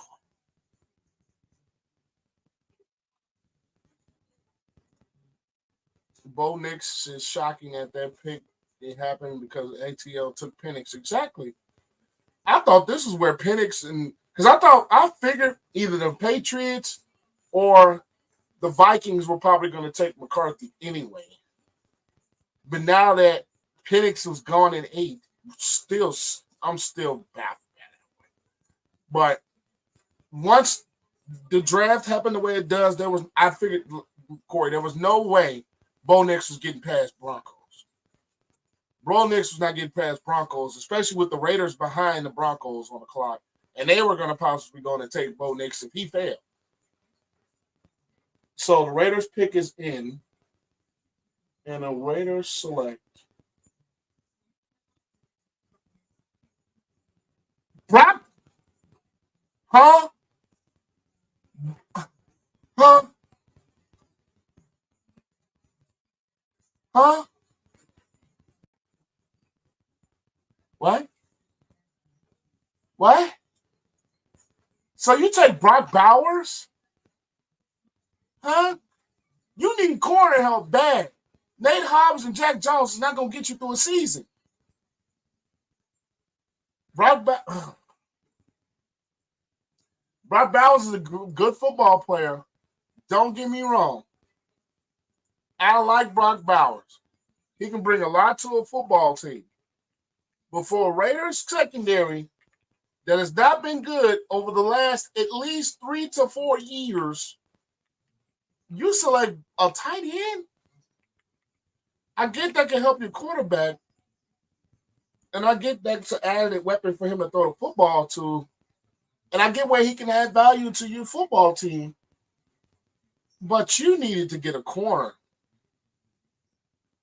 The Raiders, I think from what Brock Bowers can do with the Raiders, I think this is a very good offensive pick, but when your defense has been let down by bad secondary play, for Christ's sake, you let Tyson Badgett carve you up with Luke Getsy as your offensive coordinator. You let Tyson Badgett carve. Yeah, you did blow the hell out of the Chargers, but they also didn't have Justin Herbert. They had, I think, Easton Stick. Sounds like a baseball bat. I'm not even trying to be funny. Easton Stick is a baseball bat. And okay, this is the second hand-scratching pick of this draft. This is the second hand-scratching pick of this draft, and I'm not slighting anything against Penix from the Falcons, and I'm not slighting anything against them as players. It's just where their team needs were, these picks were reaches. That Brock Bowers pick, I'm sorry, that's a reach. For the Raiders, it's a reach. When you need corner help in the worst way. And we've still been through 13 picks in this draft, and not one defensive player has been picked. Let's remind people, defense wins championships. Did we see what the Chiefs did last year defensively? Defense wins you championships. Mahomes wasn't the great quarterback that he usually is until probably the playoffs. Defense wins you championships. You can score all the points that you want to score. Defense is still going to win you a championship. Name me one recent Super Bowl champion that had a bad defense. And I mean, I'm talking bad defense. Defense wins you championships. From a need standpoint, taking Bowers at 13 was almost worse than taking Penix at 8. Yeah. Yes. from the team needs perspective, and I'm only talking from a team needs perspective, that's bad. This is a bad pick. For a team needs perspective, this is a bad pick. I'm sorry. I'm not going to sugarcoat that. This is a bad pick. And it's not, like I said, it's nothing against Brock Bowers. It's nothing against what he can bring to the Raiders football team. And this could turn out to be a very good pick down the road. It can. But as far as what the Raiders needed as a football team, this is not a good pick. When you have a secondary that was rated probably one of the worst in football, and you go pick a tight end when you have the two best corners coming into this draft, and Quinion Mitchell and Terrion Arnold still available.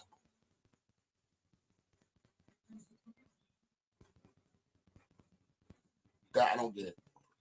I don't get what I don't get it. I don't get it. I don't get this.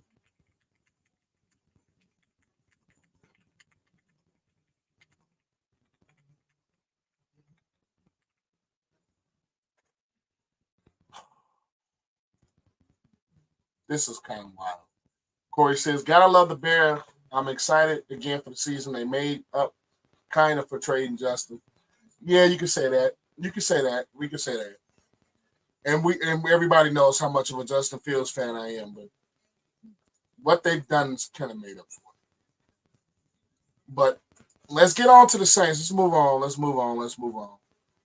The New Orleans Saints are on the clock. This is a team where we know quarterback isn't going to be a thing because I think Derek Carr, I always said Derek Carr is a very solid quarterback. And the Saints are a team that can use something on the offensive line. They can use maybe some defensive tackle help.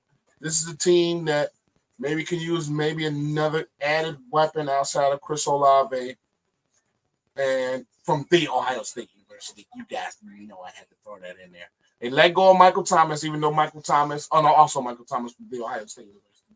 And even though Michael Thomas has been dealing with injuries, you have Rashid Shaheed, who's a very solid receiver, Cedric Wilson, Juwan Johnson. So I don't think they can go there.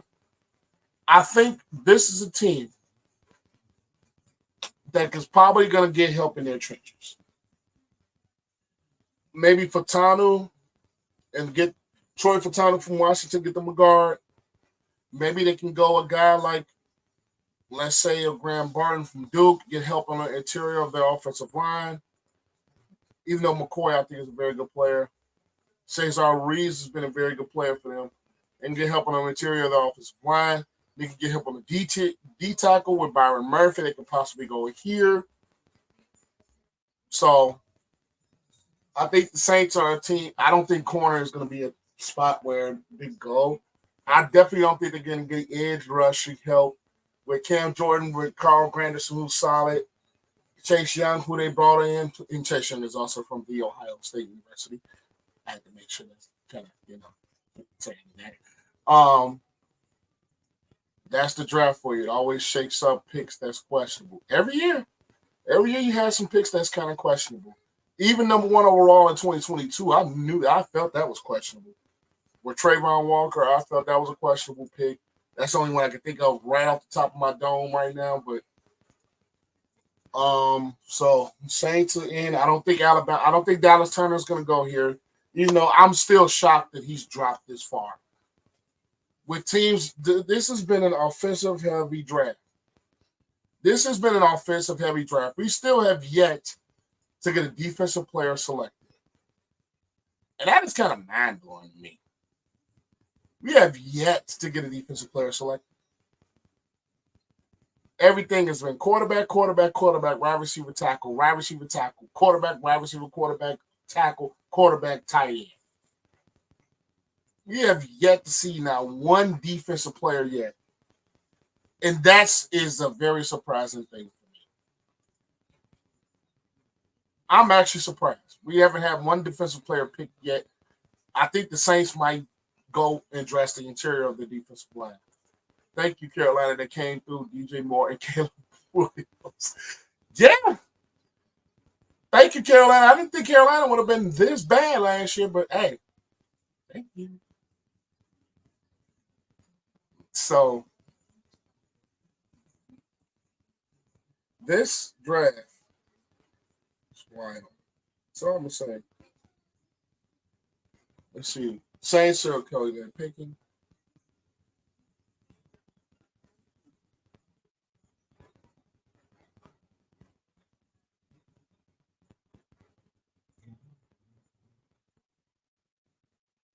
So they select Talise Fuaga, if I'm saying that right, from Oregon State. Get some offensive line help. To get on that offensive line. I think this is a great pick for them, smart pick for them. So I'm not still crazy a defensive player has not been selected. Let's just make that clear.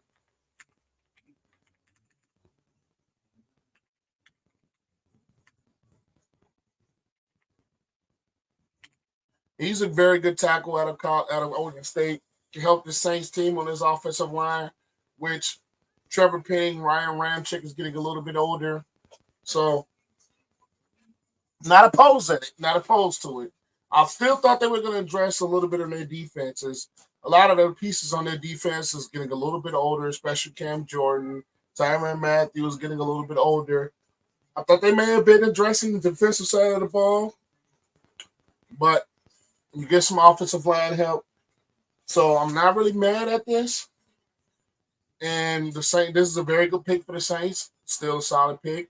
So at the end of the day, hey, it's not really mad. It's not really much I can say about this. But now we have the Indianapolis Colts on the clock. I told you when we made the trade that we would get the first pick again. You did it. I will give you credit to that. You did tell me we would get the first pick. I didn't think the Carolina Panthers would be first pick bad. I knew they were going to be bad, but not first pick again bad. Well, they didn't have the first pick. They traded for us. But that's that. Yeah. So I'm not going to lie, you guys. I'm getting a little bit tired. It's been a long day for me. So we have the Indianapolis Colts are on the clock. And Colts, they possibly could use a tight end.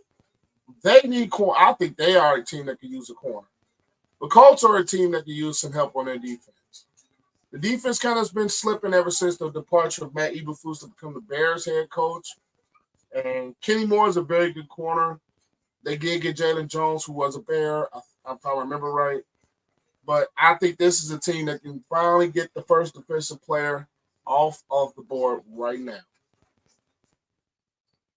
This is a team I think needs to get the first defensive player taken off the board. Maybe it could be some edge help with this Colts defense. I think this Colts team, they re-signed Michael Pittman and Jr. Josh Downs is a very good player. Alec Pierce showed himself to pair with Anthony Richardson. They did extend Jonathan Taylor.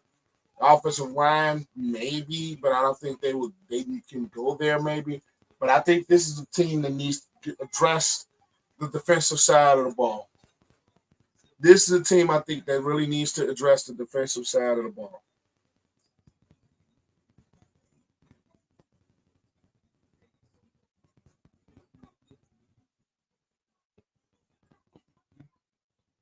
It's interesting to see where this team is going to go, though. I will say.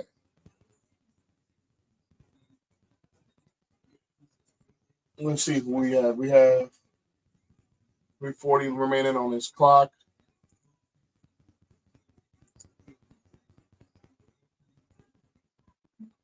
Hook up Corey to the live feed. I will figure out how to do that. I haven't really, just guys know I'm kind of somewhat new to streaming because I don't stream them well. I probably only stream for the draft, to be honest. So that could be something that's my boy. So that's something we can discuss. My boy Corey, we got to get on that. We got to get on that. But I am so I'm still perplexed by some of the things that happened in this draft.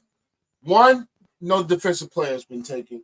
Two, the freaking damn Atlanta Falcons picked Michael Penix Jr. Three, the Raiders picked Brock Bowers out of all people. And four, I'm excited for the Bears. I'm excited for the Bears. I'm excited for the Bears. I'm excited. I'm excited for the Bears. My Bears are finally doing something right. You know, they still need the dress edge, but the Indianapolis Colts still on the clock. That's the only thing I don't like about the draft. That's the only thing I really don't like about the draft. I'm not gonna lie. Shout out to Mark Grace. I like your production. Thank you, my brother.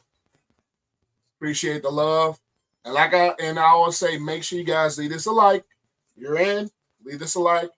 I'll react to your comments, so make sure you comment your thoughts. Because I love interacting with y'all. I love to see how you guys think about things that are happening. And get your opinions as well. So I react to my comments.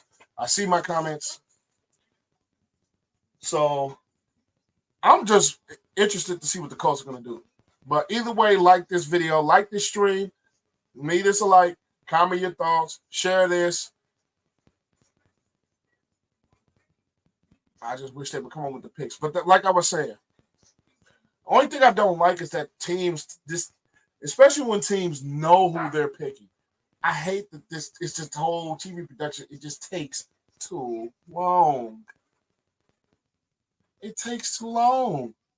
It took the Bears almost the whole clock to take Caleb Williams, and everybody and their mama and their daddy and their brother and their sister and their nephew, even the little newborn babies, they knew they were going to take Caleb Williams. Stop making it a dramatic thing and just do it.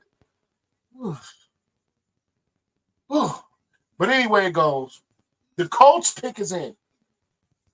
If the Colts don't take a corner, if the Colts don't take anybody on defense,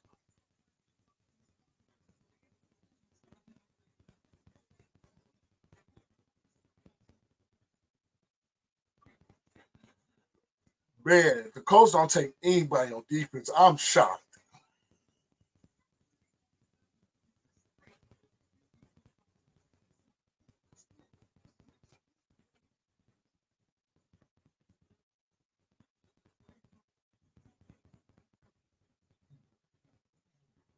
Lie to. So Dallas Turner is overlooked. Dallas Turner is overlooked. Wow.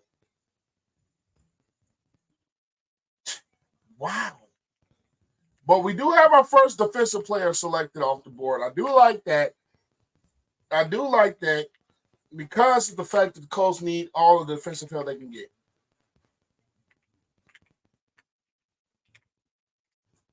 So I do like that.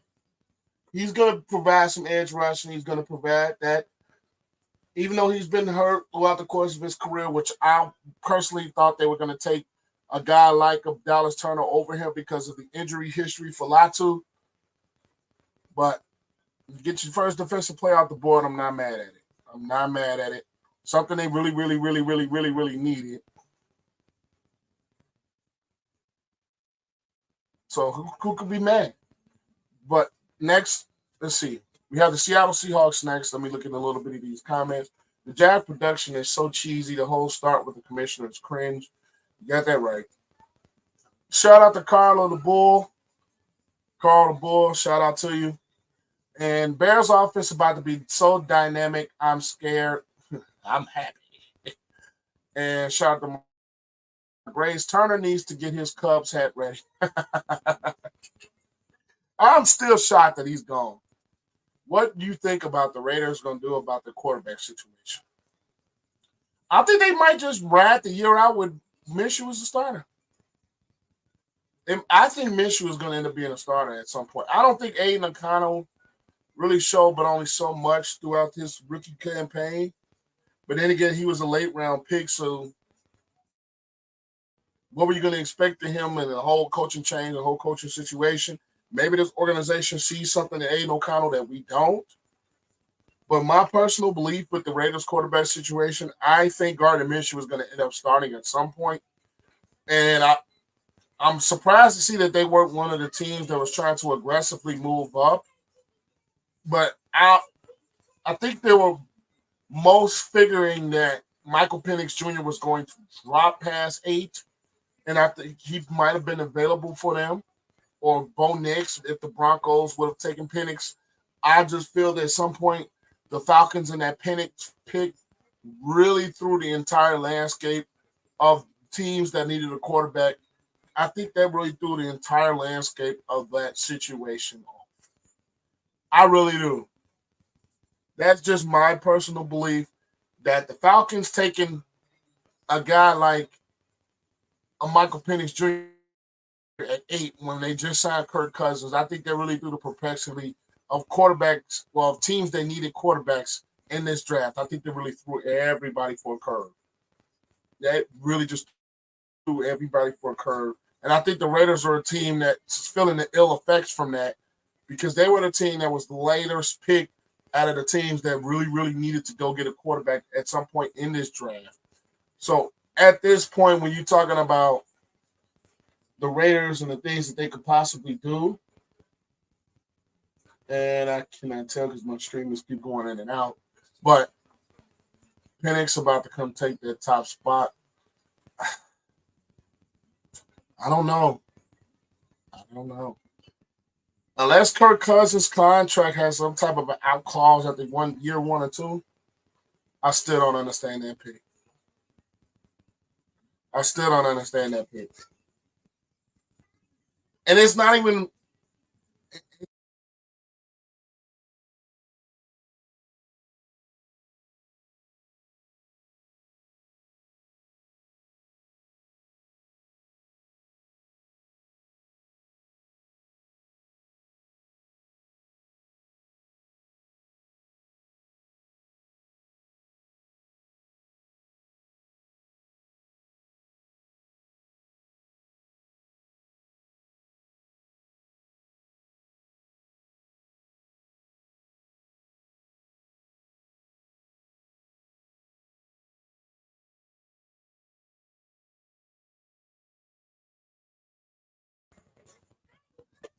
cameras back. Let me get this audio situation adjusted. Sorry about that, guys. Sorry about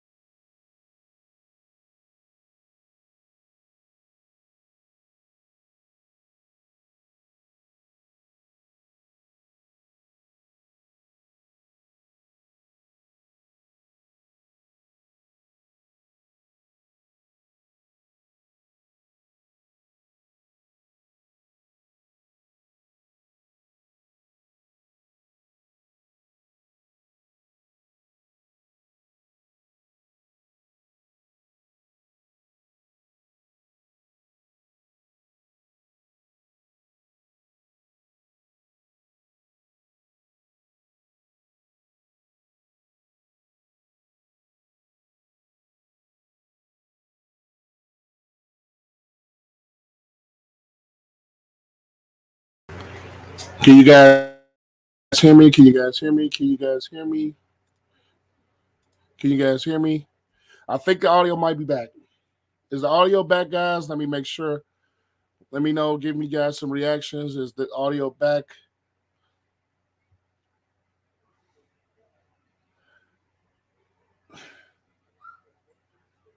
Is the audio back, guys? Okay, the audio is back. I might just have to use this camera for this point. Let me double check some things. I don't know. I have been having some camera issues as of late.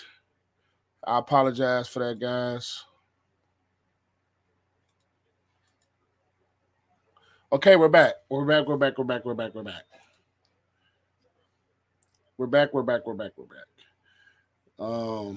Like I said, guys, have been having some really, really difficult camera issues lately, which is why you probably haven't seen some of the consistent videos that you've kind of been accustomed to seeing. Okay, good. I'm back. Okay, so let me catch up on what's kind of been going on with. Man, I'm thinking if we held on the fields until tonight, what the Bears would have gotten in return. Maybe so. Now that you kind of just stop and think about it, maybe so. But let me see exactly what has been going on here. So the Minnesota Vikings do get Dallas Turner to replace Darnell Hunter, who left in free agency. So let me get myself kind of back in the flow of things. Byron Murphy goes to the Texans. Goes to Seattle. They get some material help, and Dallas Turner goes to the Minnesota Vikings. We now have the Bengals are on the clock. I got to give my thoughts about Byron Murphy going to Seattle. He gets to go to a team that they needed some interior presence on the front of their defensive front. And with Jaron Reed, Leonard Williams, Draymond Jones, and Jonathan Hankins, also another former Buckeye. Draymond Jones, another former Buckeye. I think this is a good unit, a good space for a guy like a Byron Murphy. And Dallas Turner, he comes in to be that bit of a replacement for. Did the Vikings trade up for Dallas Turner? Yes, they did. They traded with the Jaguars for Dallas Turner, it looks like. Let's see. Yes, I think they might have traded up for Dallas Turner. Yes, it looks like they did. And camera is dying again. Okay. It's time for a new camera, y'all. I'm going to just give y'all this angle for the rest of the stream. I've been having camera issues lately. So this is the camera stream I'm going to give you guys for the rest of the stream. I've been having camera issues with this camera. I've been having a lot of some frustrating issues, to say the least, with this camera. And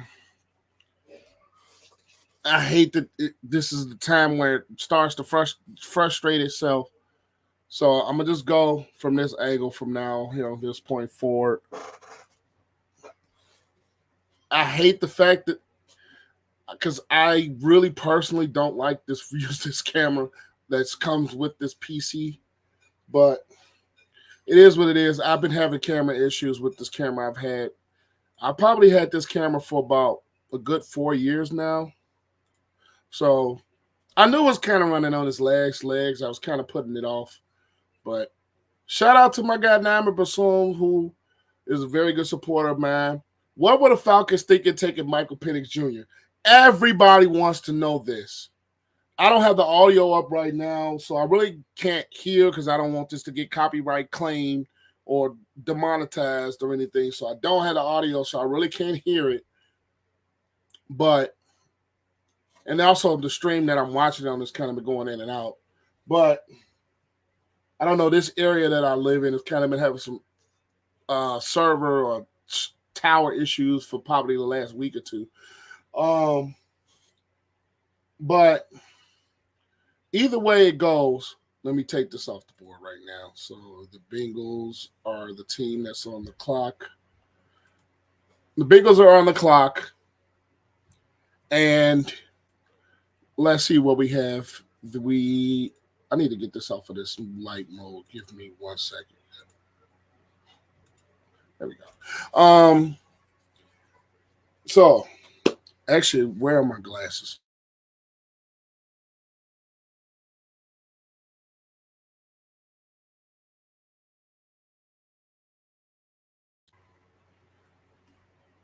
Okay.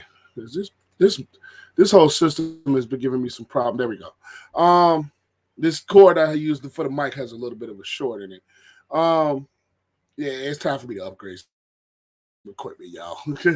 It's time for me to upgrade some equipment. So the Bengals pick is in. Now, would be shocked that the Bengals actually go offensive line here. We all know the Bengals offensive line has been kind of a headache, to say the least. The Bengals offensive line has been kind of a headache. They can also go wide receiver here. I would not be surprised if they do. They can go defensive tackle here. I'm still surprised that Jared Verse is still on the board. I'm still surprised Terry Arnold is still on the board. I'm still surprised we haven't had a corner selected. But I'm interested to see whether the Bengals go here, because at the end of the day, you had a wide receiver with a guy like T. Higgins, and you have an edge rusher with a guy like Trey Hendrickson, which both players have asked for trades and requested trades to be out. So we could see maybe them go one of those routes if they think they're going to end up getting value for T. Higgins, if they think they're going to end up getting value for Trey Hendrickson. Who knows what they're going to do here? And my audio is still clear. I just want to make sure that it's clear. I hate that the fact that it went out with some of these picks, but Naima Basul says the Bengals should go running back. I don't think there's a first-round running back worth taking. They probably will go running back at some point later on in the draft, especially after trading Joe Mixon. But running back I don't think is a spot where they go on this pick, at least. With the quality of football players that are on the board, running back is the last thing they need to be worried about taking at this juncture in the draft right now. With the things that they can address, they could possibly get Brian Thomas Jr. if they think they're going to move on. They could possibly get a Chop Robinson. They could possibly get a Jared Verse if they think Trey Hendrickson is going to move on. So I don't think running back will be a spot I think the Bengals will address. I think at some point, maybe not necessarily. It won't be tonight. I will tell you guys that. The Bengals will not address the running back position tonight.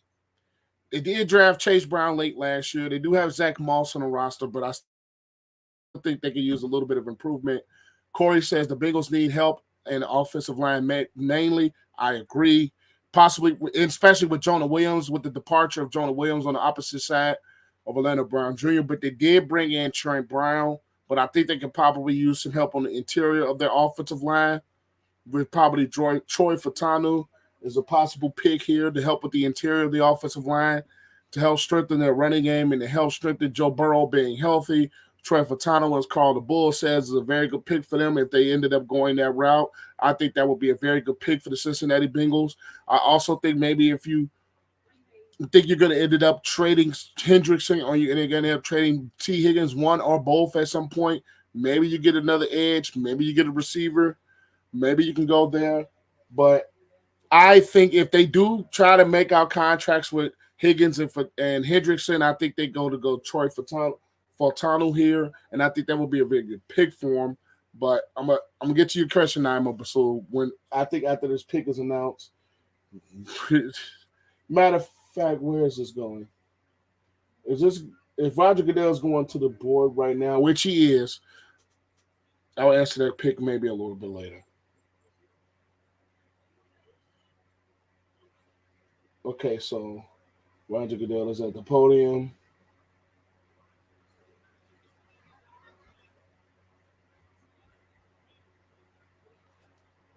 So they go Amarius Mims, a tackle from Georgia. This is a good pick for them. They were going to address that offensive line, which is something that they really needed to do with the departure of Jonah Williams. When he departs, I forgot exactly where he went to. Um,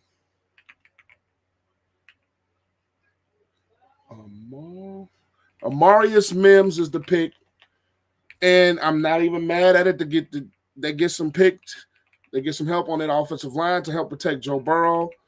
I was thinking that maybe they went to with the interior of their offensive line, but they pick a tackle. Maybe he allows zero sacks and 774 snaps on offense. They are needed of protection for Joe Burrow. So good pick.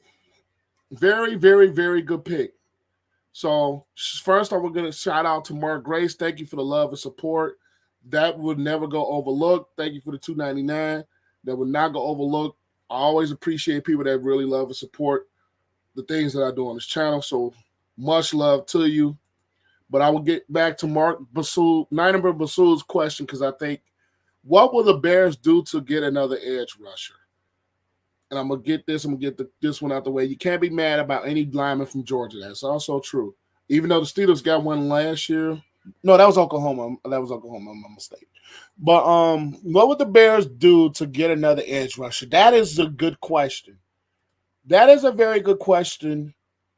The Bears don't have a second-round pick. Maybe they could do something to address that, because Chop Robinson is still on the board. Jared Verse, I think both of those two will be gone. You have Darius Robinson from Missouri, who is still on the board. Marshawn Nealon from Western Michigan, who's still on the board. I think at some point, the Bears need to address edge rushing. I said this all offseason. And if we're going to be honest, I said this all offseason. The Bears at some point need to address the defensive front. Mainly the edge rusher, to get somebody opposite of Montez Sweat, which is why I was not opposed if the Bears passed on Odunze and ended up picking Dallas Turner. I was not opposed to it. I actually predicted that in my mock draft my Bears mock draft was the Bears to pick Dallas Turner. And he was still available, but they ended up getting Rome Odunze, which I'm not mad at that either. That was probably more of the acclaim, more of the speculated picks going into this draft. But I think at some point in this draft, even if they ended up moving up at some point, which I don't think they can, they don't have a lot of assets, especially from this draft, to move up. They would probably have to give up assets from next year's draft if they move up to get an edge rusher. But I still think that is a situation that needs to be addressed at some point outside of Montez Sweat. It does. It just does. And I'm an offensive guy myself. I love offense, but I know from being a football fan, and I love offense, like I said, but defense, you have to have a reputable defense to win championships. You just do. You need a reputable defense. And I think getting edge rush help outside of Montez Sweat is the next need in the Bears roster. But Mark Gray says, who's going to protect Caleb Williams? Now, I do like Darnell Wright. I actually love Tevin Jenkins, even though he's had some injury questions. I love Tevin Jenkins. As the Rams pick is in and the Rams is on the clock, I love Tevin Jenkins. Braxton Jones, when he's healthy, he's a very solid player. I don't maybe think he's a left tackle, maybe. But because you guys have known on this channel, I'm kind of sick of the Bears getting project offensive linemen. But I do like the addition of Coleman Shelton, the addition of Ryan Bass, who can jump with Shelton in between that center spot. Nate Davis was productive when he's healthy, but the interior guards are the problem. I think are going to be more of the problem for the Bears, especially when it comes to health. Nate Davis missed a ton of time last year. Tevin Jenkins missed some time last year. Larry Borum was now he's still at the backup, but I haven't really seen too much from Larry Borum on a consistent basis to really think he's solid. I still think you address the offensive line maybe at some point this offseason, maybe to get some depth. This offensive line with I liked Lucas Patrick last year. I really did. I really like what Lucas Patrick brought, but he's out the door. Cody Whitehair, for all intents and purposes, I knew he was going to be out the door. But I like this Bears offensive line. It's not necessarily the greatest. It still isn't. But maybe I think with some different coaching, because I've always said offensive line coaches help a lot, and new offensive systems, and having a system where you're not having a quarterback necessarily stand there all day and be a more and Caleb Williams can be a very good pocket passer. Don't get me wrong, but he's a quarterback that can move around and make plays. Shout out to my boy Aaron McClinton. That's why Jaden would have been a better pick. Jaden Daniels could be a good pick because of his mobility. But with the offensive weapons that the Bears did bring this offseason, they needed somebody that could spread the football around. They really needed somebody that could spread the football around. And the Rams ended up picking Jared Verse. I'm going to get back to you, Aaron. The Rams, ended up picking Jared Verse, so we have another edge off the board. And Jared Verse dropping is not really that big of a surprise. And they needed some help on the interior now that Aaron Donald is now retired. And Jared Verse is a guy that can come in and help and be productive for this football team. And that gives them another piece on that defensive front outside of a guy like, with the retirement of a guy like Aaron Donald. We knew Aaron Donald's career was kind of, I'm not going to say wound down from a production standpoint, but from his mental side, we kind of knew that the retirement was near. So at a defensive front that, actually, the defense as a whole, that really just needed a big rebuild. Not a big rebuild, but a big overhaul of the interior. Kobe Turner did have some nice moments, but at the end of the day, they needed to get some help on his edge. This is their first round pick, I think, since Jared Goff, which is crazy to say when you think about it.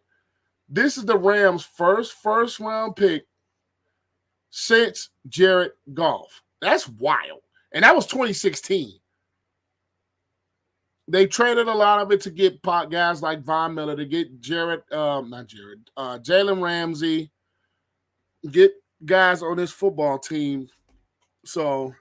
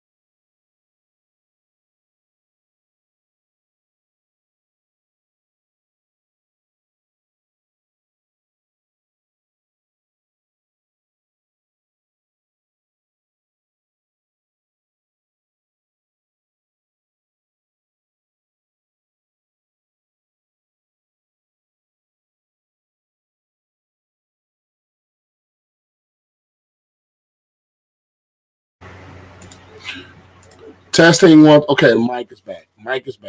I really need to get this thing straightened out right now. But there we go. I got my audio back. I really need to get this mic situation straightened out. It's time for me to get new equipment. It's time for me to get new equipment. It's really time for me to get new equipment. It really is. I've had this mic for a while. It's time for me to get new equipment. This mic has a really bad. The cord itself. The mic is fine. The cord has a really bad short in it. But let's see. Where was I at? Okay, so I'm getting back to you, Aaron. That's why Jaden would have been a better pick, because of the offensive line with the Bears. As we now have, let me double check. We now have the Steelers that are on a clock. Were there any other picks in between there? So Jared Verse was the last pick. The Steelers are on the board. Justin Fields' new franchise. I'm always going to be supportive of my boy Justin Fields. I'm a big fan. Everybody knows that by now. So at the end of the day, we have the Steelers pick is in. The Steelers pick is in. But Jaden, I personally like Jaden Daniels. And I personally like how accurate he is with the football.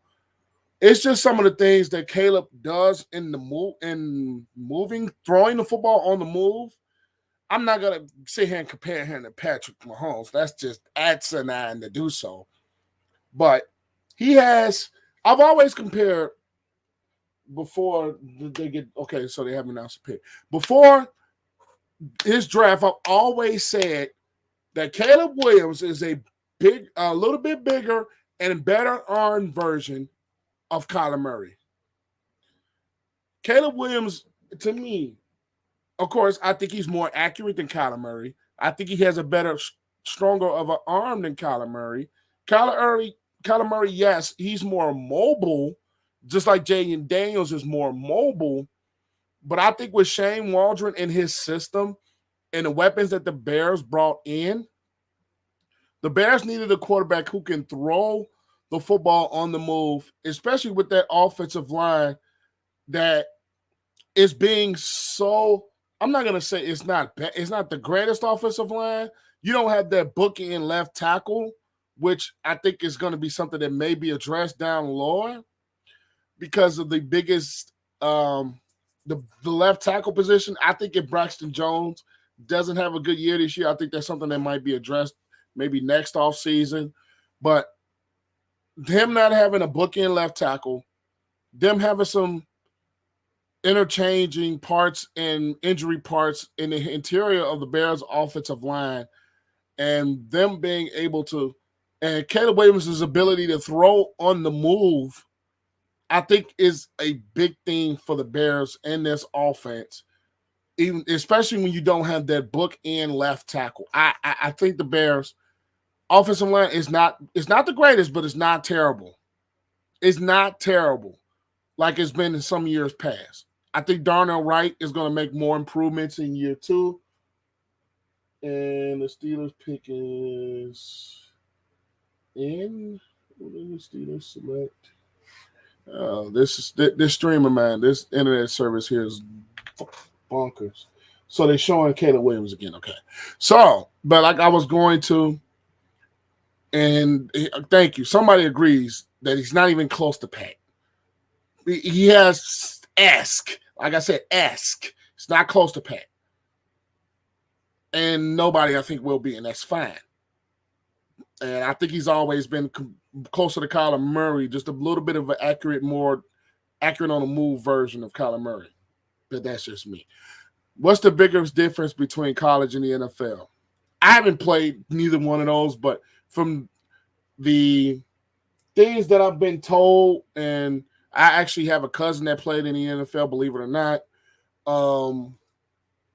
Darryl Hill, who played for the Titans from like 03, 02, 03 to like 05. He played a couple years in the league. It's more special teams, was wide receiver. But from everything I've known about things when it comes to the NFL and things that comes to the differences, has always been the speed of the game, the physicality of the game. You have to be more fit, more mentally ready, and I think versus physically ready. You can have all the physical tools, but if your mentals are bad, and that's just life, period. But when your mentals aren't great, your physicality kind of can cancel out some of that, maybe, but it ain't going to do it, but only so far. But from what I've heard and seen, it's always been the speed of the game, the physicality of the game, and you having knowledge of the game, especially when it comes to the quarterback position. Let's see who Cam Hayward, my boy from the Ohio State University, Walter Payton Man of the Year. I'm always going to shout out my Buckeyes. Yes, Aaron McClinton. Yes, I'm still going to ride with my Buckeyes, you Team Up North fan. Buckeye all day. I don't care if y'all beat us the last 3 years. No, but that's my boy, though. The Steelers selection goes to. I haven't talked about what the Steelers can do.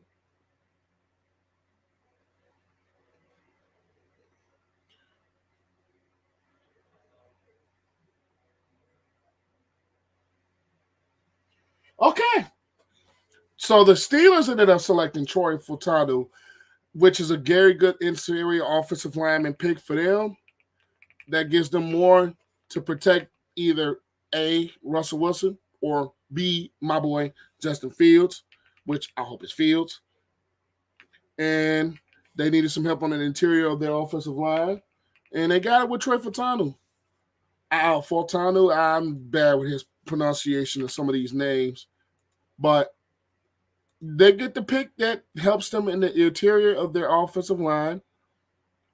Very smart pick with the Pittsburgh Steelers to help boost their running game when it actually kind of struggled a bit last year.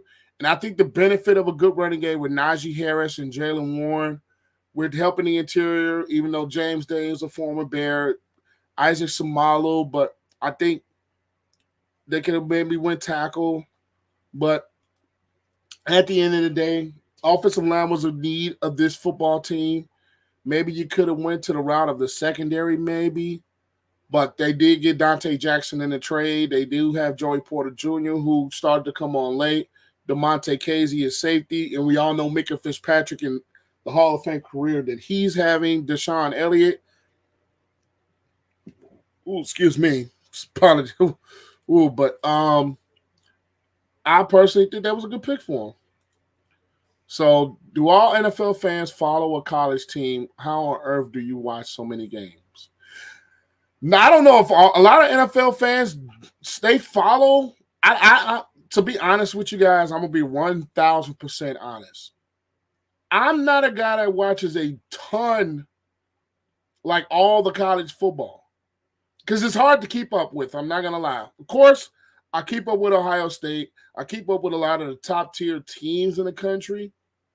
I don't really sit there and watch a ton of those football games, to be 1,000,000% honest with you guys. I watch Ohio State every single game. I keep up with that team up north every year because that's the rival. You always got to keep up with the rivals. I keep up with a lot of teams in the Big Ten, especially my home state, Illinois. You got Illinois Northwestern, two Big Ten teams that is in this state. You got in Notre Dame, a lot of Notre Dame fans in the area that I'm in Illinois, well, the Chicagoland area. So I do keep up with it as much as I can. It is very hard to do, especially when you're the team that you specifically root for, which is me being Ohio State. I'm not even in the Ohio State market.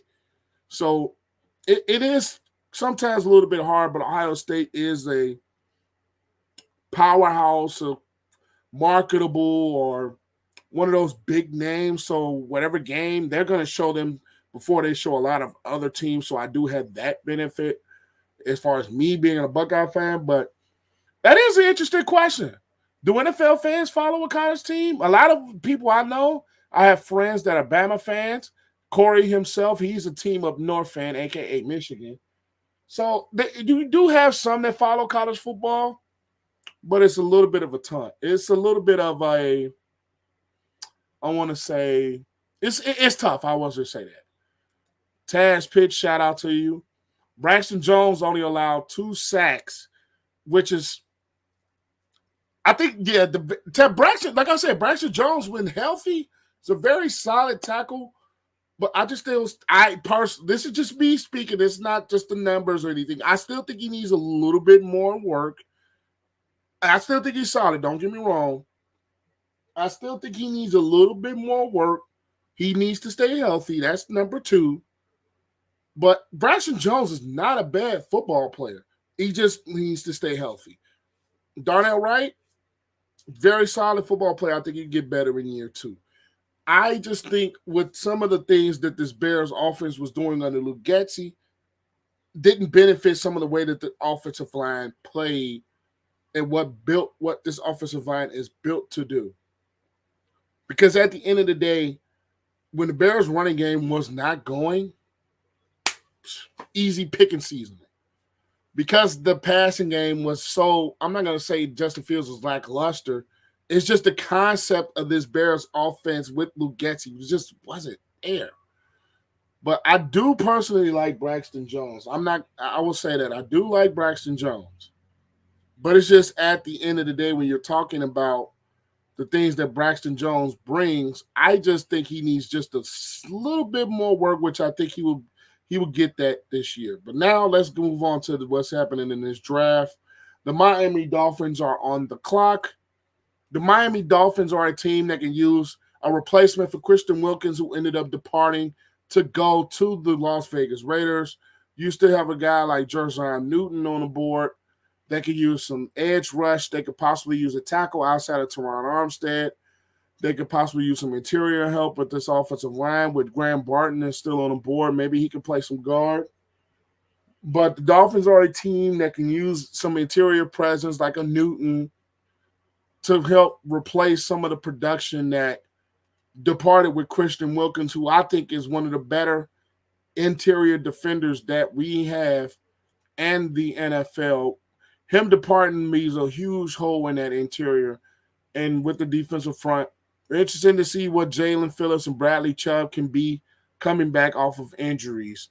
You do have Jalen Ramsey in the back end of your defense. So I think this is a pick where the Miami Dolphins, personally, I think they need to go defense because of the departing of Christian Wilkins. I think the interior with the Jaylon Newton out of Illinois will be a perfect guy to help plug that interior of the defensive line.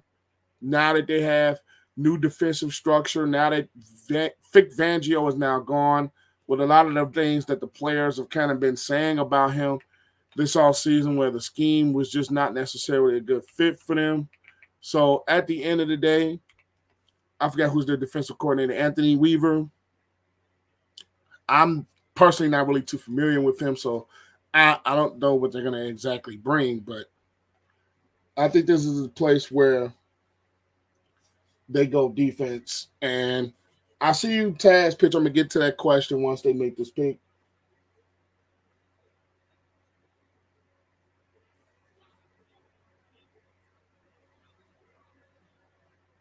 So the Miami Dolphins do get they do get help on their defensive line, but it ended up being Chop Robinson, which I felt Chop Robinson would have been gone. He would have been gone with the Dolphins, or somebody else would have picked him because of. But he's a nice piece on that edge to go with this Dolphins defense that really needed some help up front. Like we said, we're questioning to know what Bradley Chubb and Jalen Phillips are going to be coming off of devastating knee injuries, each in his own right. No, Jalen Phillips tore his Achilles. Bradley Chubb had the torn ACL, I believe. So Chop Robinson is going to be a good fit for them, just in case, even though one or two of those guys are not necessarily themselves. They get themselves an insurance policy per se, and picking Chop Robinson, and that defense really needed some help. So I really like the fact that they went to this edge rusher here and Chop Robinson, who I saw a little bit at Penn State, made impacts in the games that he played, in the games that I saw watching of him. So he is a guy that is going to be an impact player for the Miami Dolphins, could come in and make an impact and make some noise on this defense. So I like this pick. The Eagles are on the clock next, and I will get to you. Now I'm going to get to your question. What defensive end do you want the Bears to get? At first, I wanted Dallas Turner, but we got Rome Odunze. Not mad about that. Now, I think I got to look and let me see. Let me look at the free agent market. I'm not really sure what's out there. Let me see. Double check. Because I haven't really been keeping up with only but so much. You still have, let's see. That's not it.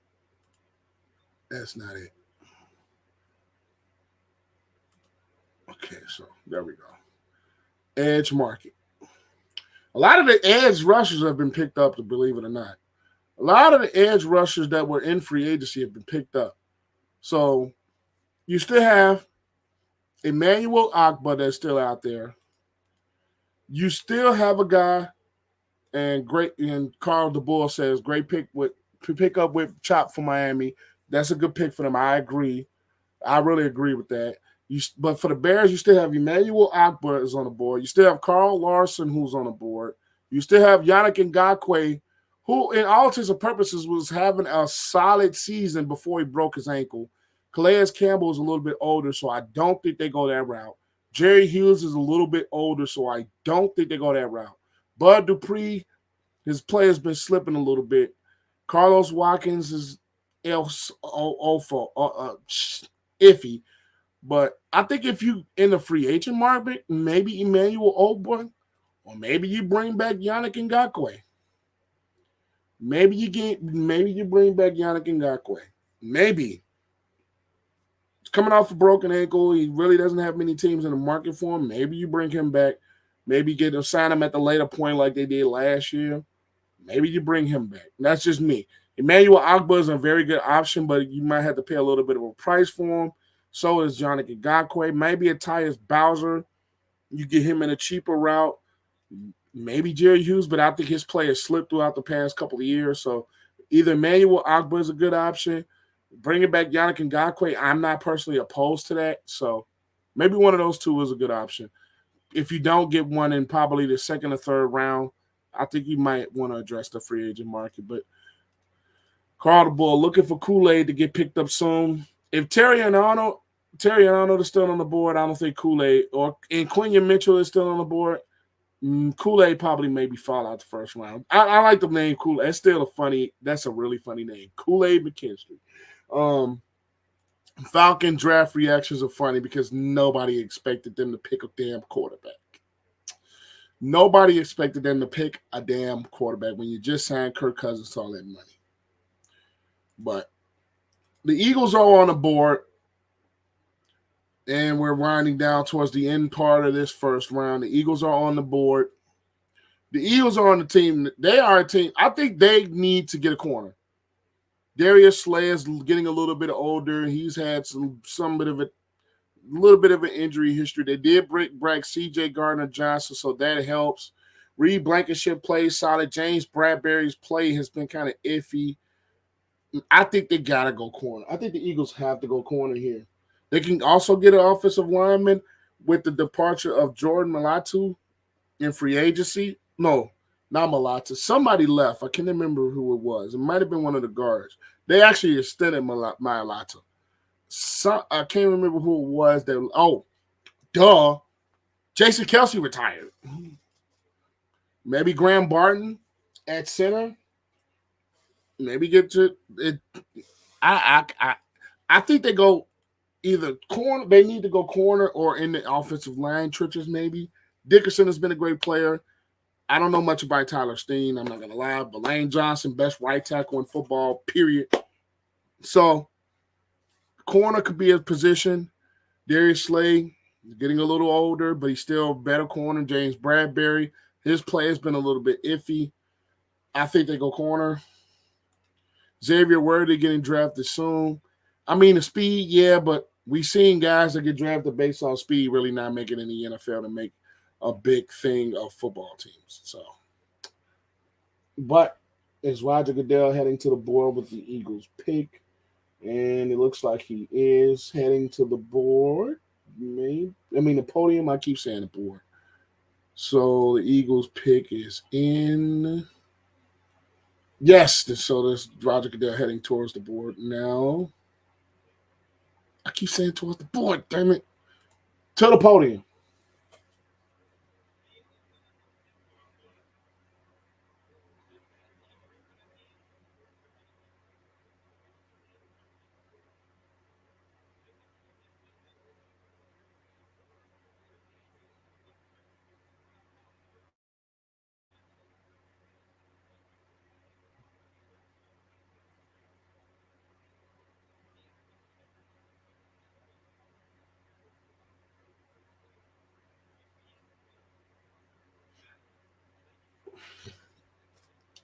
I see you, Mark Grace. I made a mistake. Yeah, Jordan Mailata, yeah, he did resign for huge money. That was Jason Kelce that left, and I think one of the guards left.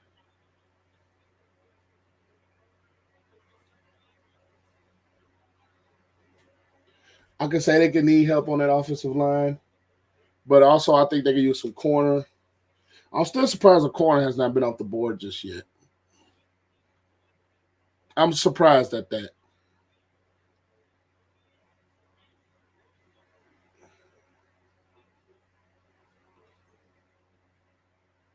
And there's Jordan Mailata right there.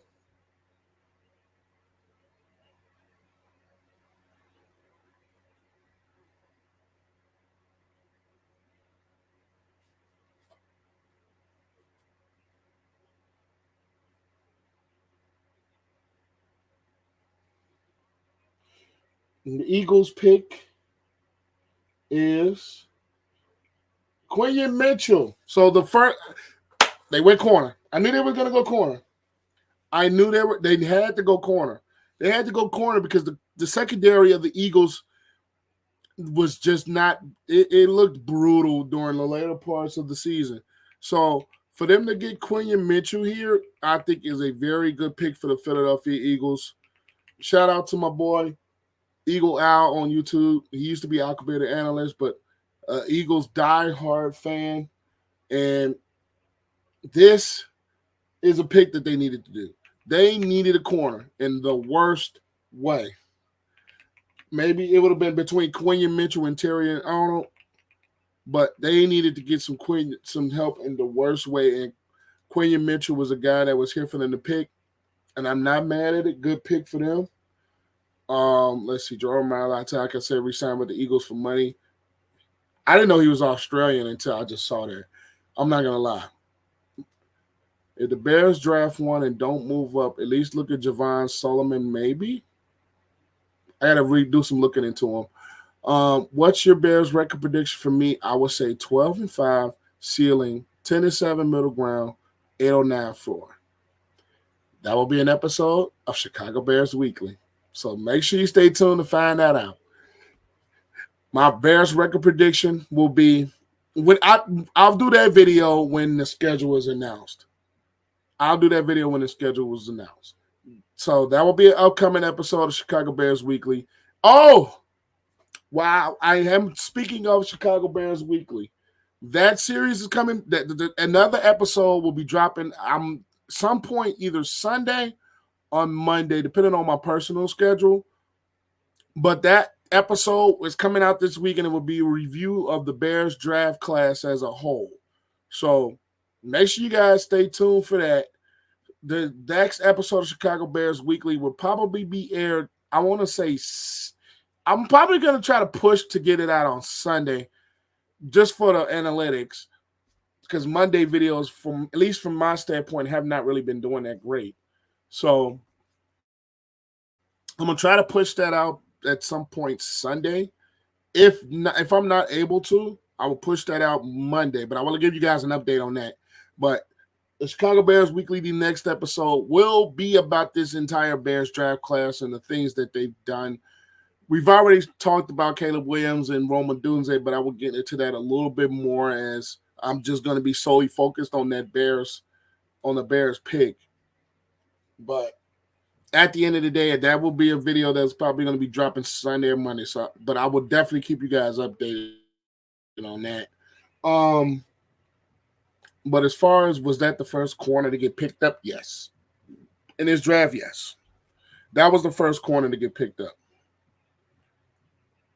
Which is still a surprise to me, I'm not going to lie. That is a surprise to me.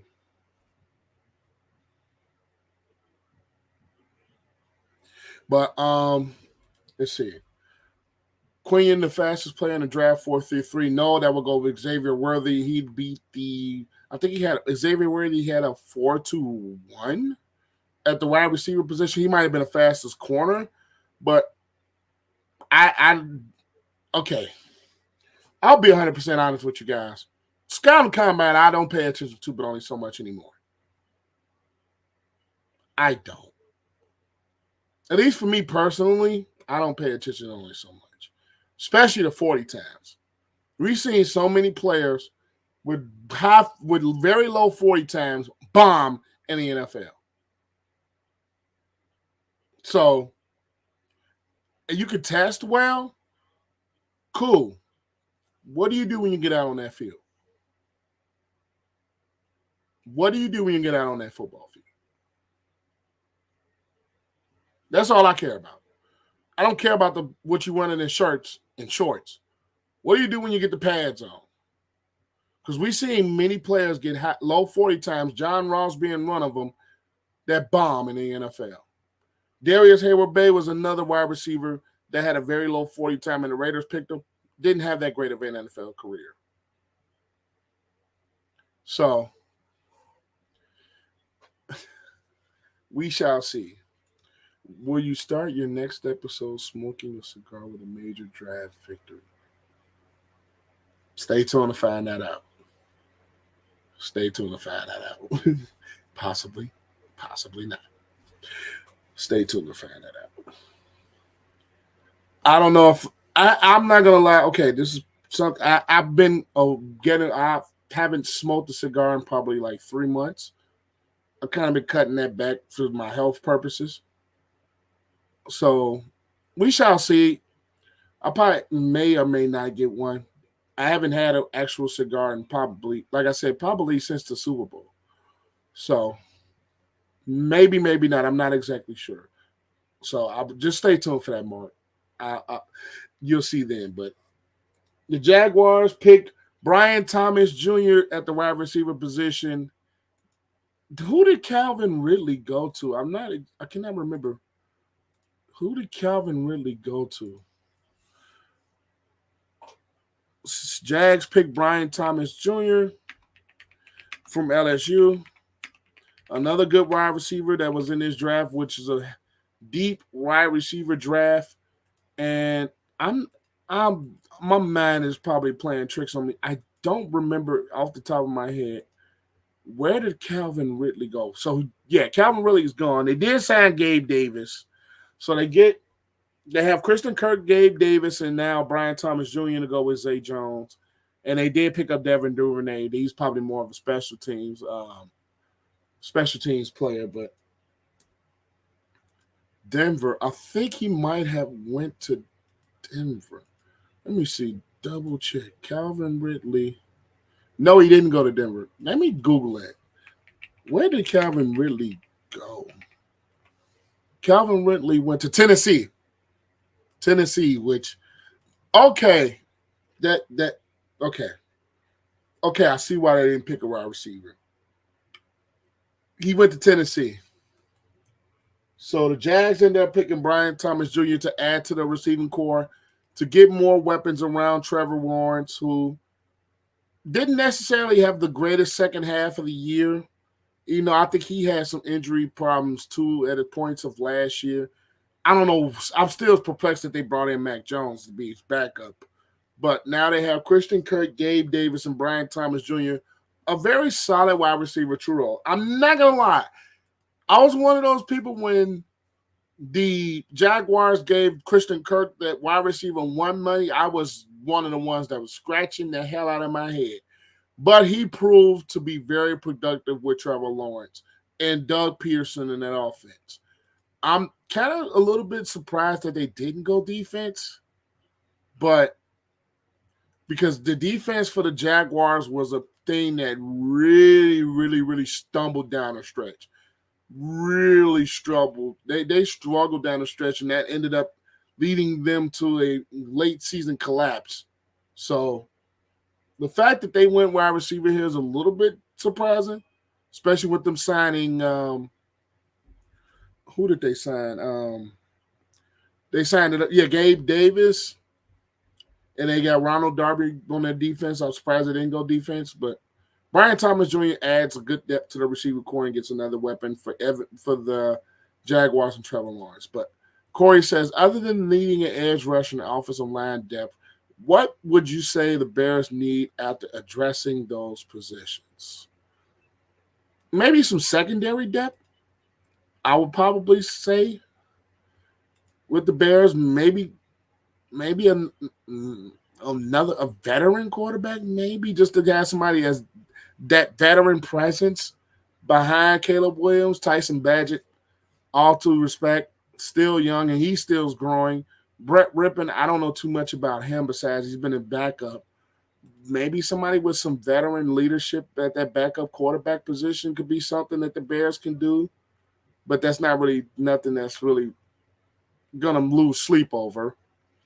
They had wide receiver depth. I still think Tyler. Me personally, I still think Tyler Scott, if he's used in this offense, could be a productive piece.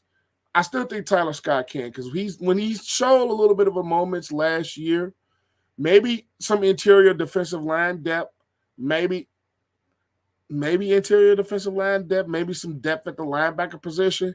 But I think once they address edge and maybe some offensive line depth, just depth, period.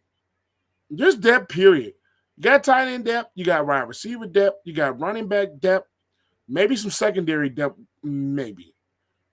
Linebacker depth, I think maybe the next position, maybe outside of a veteran quarterback. Maybe outside of a veteran quarterback. I don't know what veteran quarterbacks, like who was on the market. I'll have to look at that. I'm not sure what veteran quarterbacks will probably be on the market at this point. But here we go, the Cowgirls. How do you have the number 1 offense and number 5 defense and fumble the bag in the playoffs every single season? They do. They fumble bad every postseason. They fumble. So veteran quarterbacks that are still on the market. Maybe a Ryan Tannehill. Maybe a Brian Hoyer. Bring him back just for a veteran presence. Maybe a guy like an A.J. McCarron.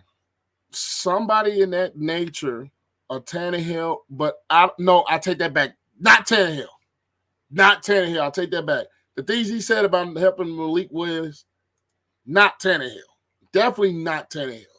So maybe a Brian Hoyer, somebody that's a veteran you could bring in for a low contract and kind of – he's been around the NFL for so long. And I think his veteran presence could be a little bit of a help to a guy like a Caleb Williams. Maybe he's not necessarily going to be asked to really play much, but maybe a guy just with some veteran leadership that has seen a bunch of coverages, that has just seen a bunch of things that can help him from the mental side of learning the game of the NFL. Maybe I'll probably say that, because like in most sports, you need a veteran to kind of mentor you, not just in the game of football mentally, but maybe in points in life, especially when you get a veteran who's been around the league and has been highly spoke of and has been a very productive player, not as far as always on the field, but a locker room type of guy that can kind of help Caleb Williams kind of adjust himself to not only just the NFL life as far as mentally, but some things off the field. So I think don't overlook the presence of a veteran backup quarterback. I think that can be something that the Bears could possibly address at some point. Maybe just a veteran backup quarterback. I think that would be something that the Bears can probably address at some point. That's just my thinking. And now the Cowboys pick is in. The Cowboys pick is in, and did they just trade with the Lions?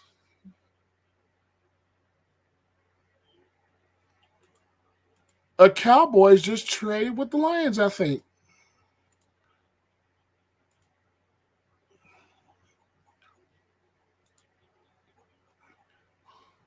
Yes, they did. The Lions have moved up to take who? The Lions just moved up to the Cowboys spot. So now the Lions are on the clock. And the Lions pick is in. So the Lions need a corner to help because they lost C.J. Gardner-Johnson. And I think Cam Sutton, with all the off-the-field stuff he has going on, he's lost. So maybe this is where possibly Terrion Arnold gets off the board. But I've been predicting Terrion Arnold will get off the board for a while, and he still hasn't. They did bring in Carlton Davis, but Amik Robinson is part of the Ravens' bad secondary. Kendall Vildor, us as Bear fans know him. He's a solid depth piece at the cornerback spot, but I think Terry and Arnold can help add depth to that defensive back spot.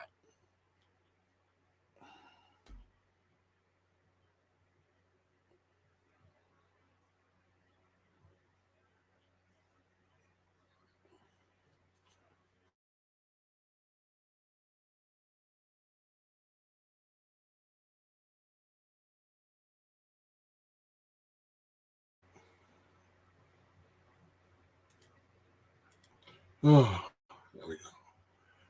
I really gotta get a new cord for this mic. So the Lions pick is in. Corey said Ryan Poles has definitely changed the outlook of the Bears. Exactly what he said he would do. What do you think of the job he's done since becoming a GM?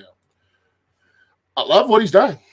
I love what he's done with this football team, even though everybody probably knows I'm still kind of salty a little bit about the Justin Fields happening, but at the end of the day, he's done a very good job building this football team. He's done what he set out to do, and that's try to reclaim the North, and he's put his pieces in every step of the way to try to do that.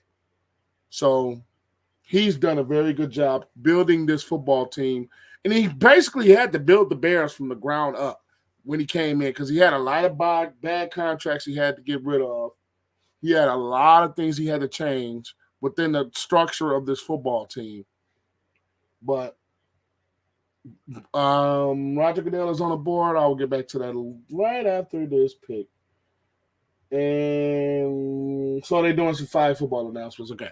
So I'm going to get back to that. The things that Ryan Poles has done with this Bears football team personally, the only thing that he's probably missed was a Chase Claypool trade.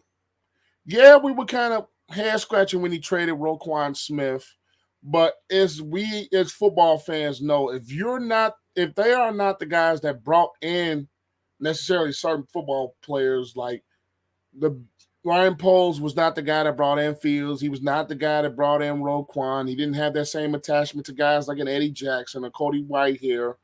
When you have a new front office that don't have a little bit of that emotional attachment to certain players, they are bound to get moved if they need to or want to get moved. So at the end of the day, the only thing mainly that he's done that so far, so we still got some things to be kind of worked out.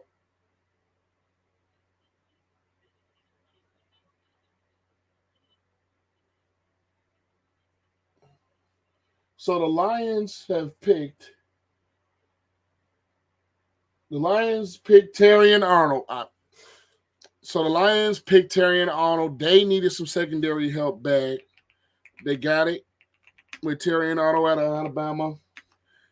With the departure of a C.J. Gardner-Johnson, with the legal troubles that his name slipped me that fast. The legal troubles of what is his name? Okay, I forget that fast. Who was it? I cannot remember that fast. I just lost track of my thoughts. Who was the guy that had the legal troubles? Cam Sutton. Okay, yeah, Cam Sutton. The legal troubles with Cam Sutton. Now you have Carlton Davis, who they brought in from the Bucks, who's been a really good football player. Amik Robinson, I'm not a big fan of him. He was not necessarily a big piece of that. Let me see it. A big piece of that the Raiders defensive secondary, which I've always said was been a big trouble. So picking Terry and Arnold here was just add another corner to their defense, which really needed it. They really needed another corner to add to that defense because at the end of the day, when you talk about this Lions defense, who they had their struggles a bit last year. Let's not put it past anything. They had their struggles. Even the Bears had a good day against them, and we know what their Bears offense was last year. Actually, the Bears had 2 good games against them. They just blew the first one. But this was a team that really needed some defensive secondary help. Terry and Arnold, I didn't think he would slip this far, especially with teams like the Raiders that could have used a corner. Maybe somebody like The Broncos would probably used another corner, but I knew they were going quarterback, excuse me. So I'm not opposed to that. They move up to get a guy that they really needed on their defensive secondary. Kudos to the Lions. And they're still going to be a pain in our thorn. They're one of the top teams in football, and they showed that last postseason, making it to the NFC Championship game.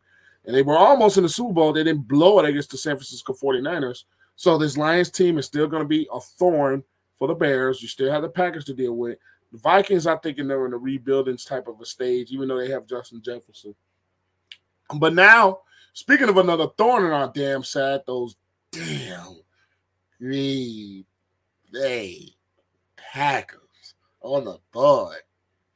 I don't care what they do. Don't just do something stupid. Packers, do something stupid. Like go pick a quarterback. Do something dumb. I know they're not. I'm just saying this out of my Bears fan bias. Just do something stupid. Please, just do something dumb. So do something dumb. Just dumb. Just do dumb. Be dumb. I don't know what they can do. Just do something dumb. But this is a team that can use a corner. Cooper DeJean has been a player that has really been talked about as a player that can go to the Green Bay Packers and they can pick at this slot, and he's still available. Nate Wiggins is another corner that can use some safety depth. So, but safety is really not a big position in this draft. It's really one of the lower ranked positions in this draft. So I wouldn't be surprised if they go Cooper DeJean here or DeJean. I don't know how it's exactly pronounced, to be honest. But Cooper DeJean out of Iowa could be a perfect player to go to this Packers defense. They need corner help. I hope they do something stupid, like I said. Or they can get an offensive lineman with the departure of David Bakhtiari, who, in all intents and purposes, has been in and out of the lineup for most of his career, especially over the last 2 to 3 seasons. But I just want them to do something dumb. Just dumb. Just be dumb. Be dumb. Just be as dumb as you can be. Just be dumb. I know they're not going to be dumb. Just be dumb. But Cooper DeJean seems like Cooper DeJean from out of Iowa, I think, just to be on a realist standpoint of what the Packers actually need as far as the team needs goes, he is a perfect player that can fit on this defense. We shall see. But they have a very good interior. They have a very good front. Preston Smith, Kenny Clark, Rashawn Gary. Quay Walker has been a very solid linebacker for him. But if they were to go any route, maybe they can go get another wide receiver, which they refuse to spend first-round picks on wide receivers. But you still have Darnell Mitchell on the board. You still have Xavier Leggett on the board, which I think Darnell Mitchell will be a good pick here as well, just to add some weapons outside of a guy like a Jordan Love. They add Josh Jacobs in free agency. I think Cooper DeJean is the perfect pick for them. Maybe they can go get somebody in the interior of the offensive line, maybe Graham Barton. But I think you can even have him at one of the guard spots, which would be perfect. So I think either getting a guy like Barton out of Duke, who's a very good interior offensive lineman, or I think another perfect player will be Cooper DeJean out of Iowa. We shall see. Or you can get them, or if you really want to get some weapons around Jordan Love, you can go get a Darnell Mitchell out of, I think, Texas. Yeah, Texas. So we shall see. We're going into the 3-hour mark of this draft. Last year, we almost went 4. Maybe going a little bit faster, whereas we're on pick 25, heading into pick 26. We might hit the 4-hour mark. But at the end of the day, I might start streaming a little bit more, guys. This is actually pretty fun. I hate it is actually this long, because usually if I'm streaming, it's probably like an hour or so. If on a normal paces, if I were to stream, it'd probably be like an hour maybe.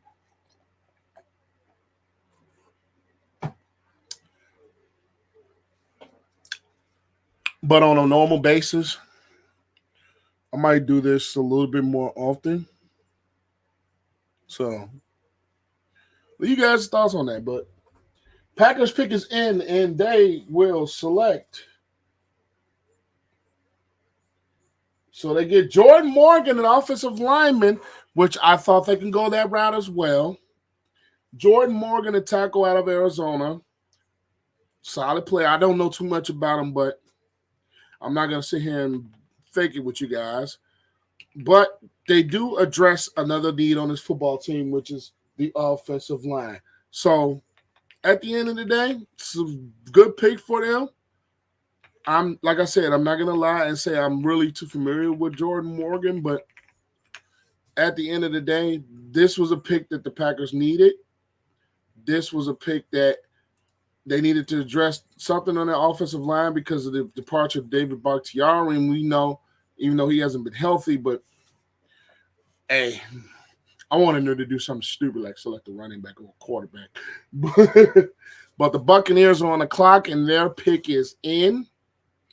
And this is a football team that I think they can probably get some depth at their wide receiver position, even though they do have Chris Godwin, even though they do have Mike Evans. But maybe to get that third wide receiver alongside, maybe get some corner help, maybe you get some help on the interior of your offensive line, which I think Graham Barton will be a great pickup here. Maybe Cooper DeJean here. So they still have some options as far as what their needs is. I don't think they're going to go wide receiver. I think if you want to build and have a successful team, just like they had last year, winning the NFC South, I think you go either Graham Barton or Cooper DeJean at this pick. And we're at pick 26. We got 6 more picks after the 26 picks left to go. And one name that I'm surprised has not been taken. Well, actually, nothing that surprised me as of yet besides the dumbass Falcons pick. But at this point, besides that, nothing has really surprised me. But I'm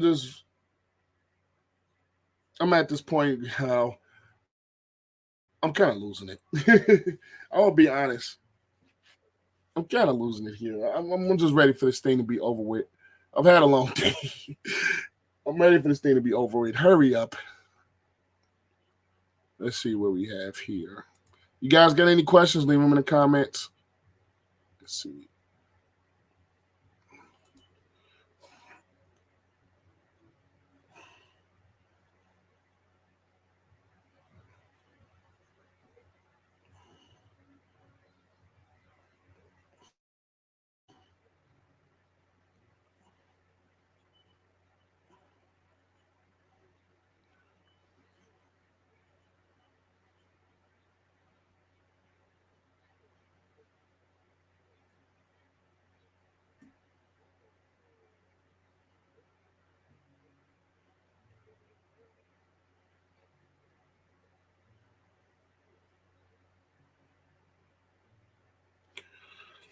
Okay, so the Bucs pick is still not in.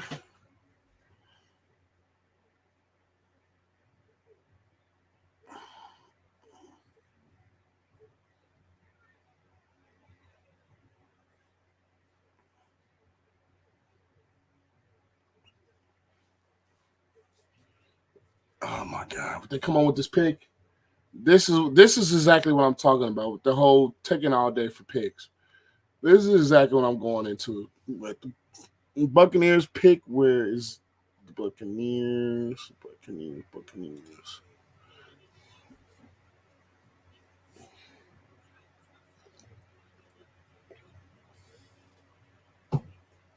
But at the end of the day, I'm still kind of baffled by that damn. I'm baffled by this. This right here is still bothering me. Why is it still bothering me? This is like an hour or so ago. It's just bothering me. Why? I still don't understand this. I don't understand. This is the most head-scratching pick in the last few years, especially. Maybe Jordan Love at the time was a head-scratching pick, but I don't know. Are they going? Okay, I just thought of something.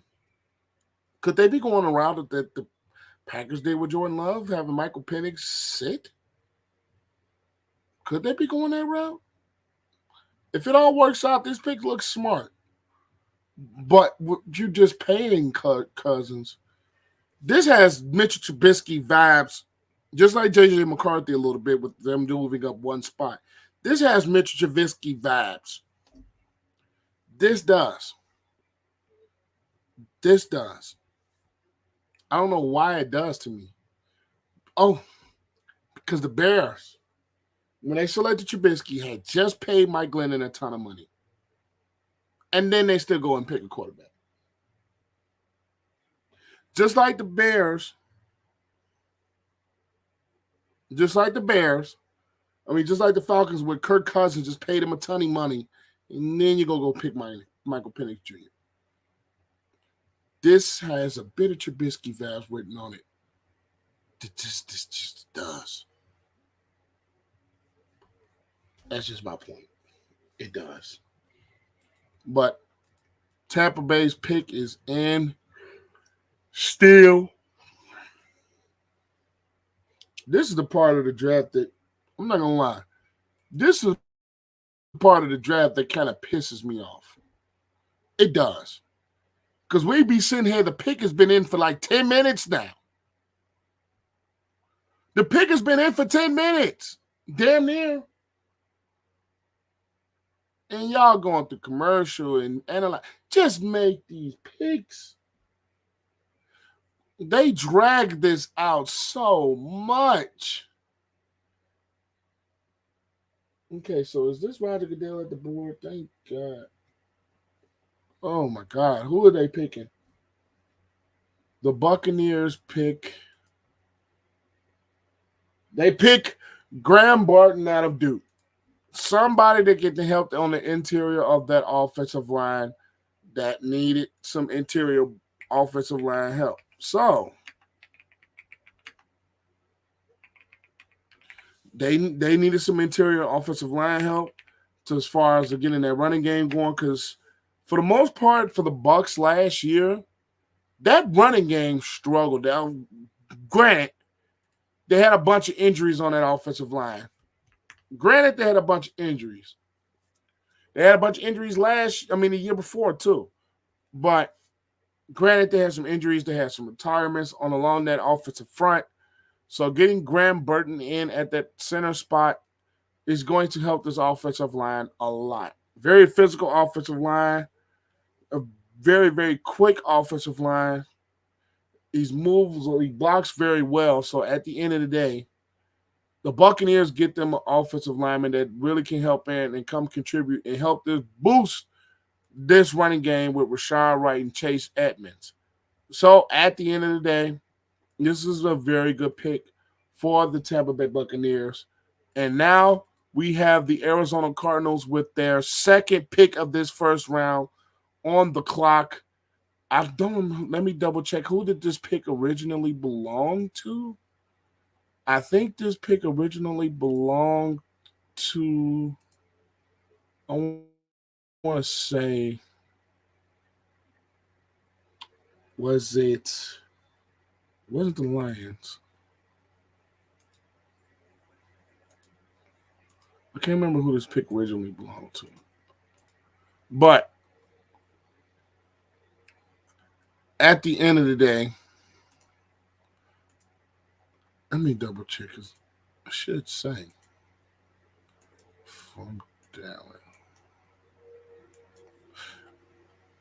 I'm not exactly sure, but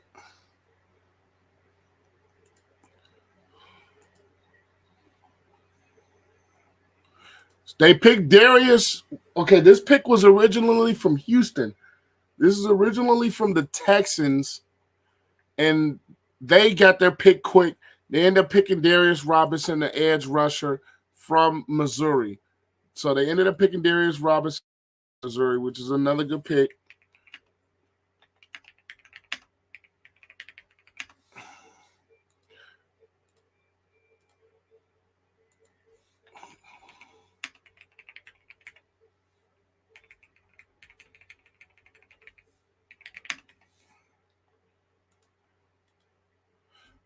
Another good pick for them.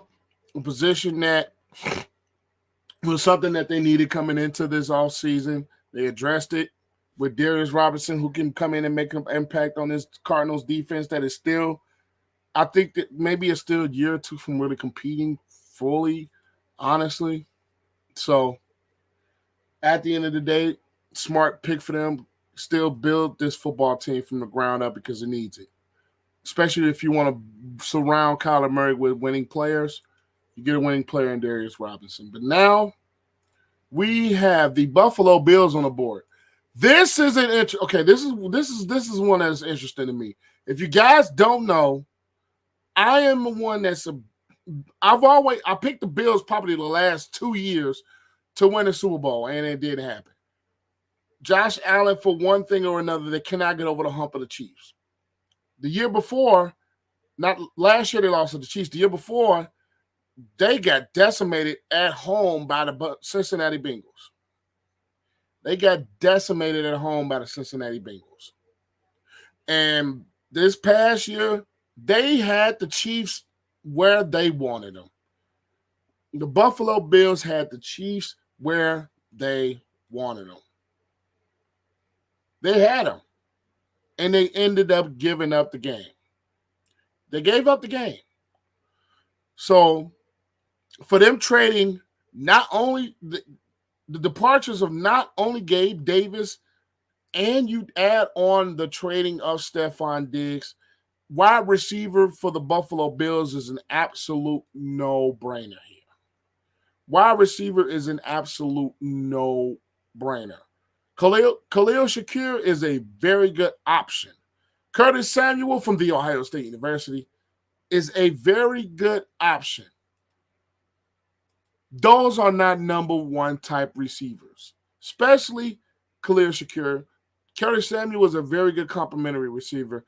Mac Hollins, KJ Hamler, Andy Isabella is their wide receiver room. Wide receiver is absolutely the brain, the absolute surefire pick for the Bills here. If they don't pick wide receiver, I don't understand what they're doing. The Bills absolutely have to pick wide receiver. Because the only available wide receivers on the market is Hunter Renfrow. You have a guy like Odell Beckham Jr., who, Allen Robinson is kind of falling off. Michael Gallup, maybe. Tyler Boyd is still on the market. I'm actually kind of surprised at that. Michael Thomas is a walking injury, even though I love my Buckeye. Marquez Valdez-Scantling, Russell Gage, DJ Chark, Jamal Agnew, Mecole Hardman is kind of falling off. They have to address wide receiver and this pick. This is a must that they do. And it looks like, what is this? Don't tell me they traded. Don't.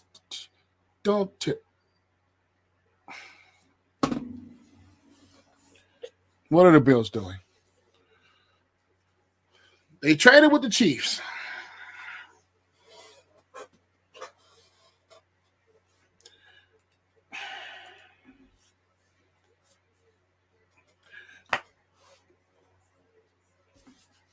I don't understand this one.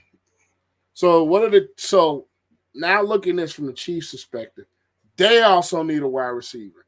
They can use some tackle help. They can use some interior defensive tackle help. I think they should go wide receiver, in my opinion. Kansas City needs to get them a wide receiver.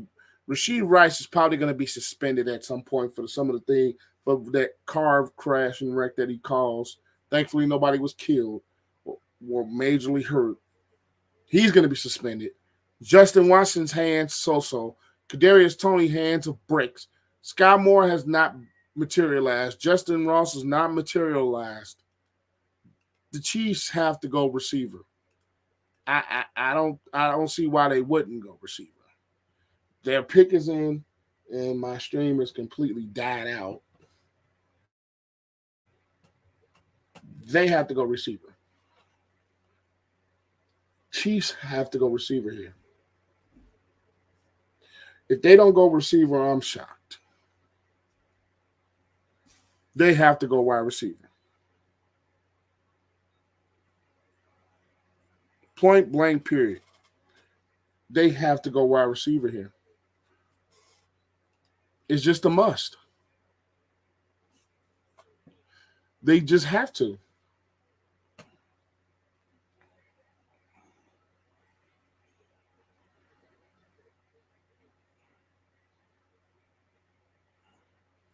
They have to go receiver.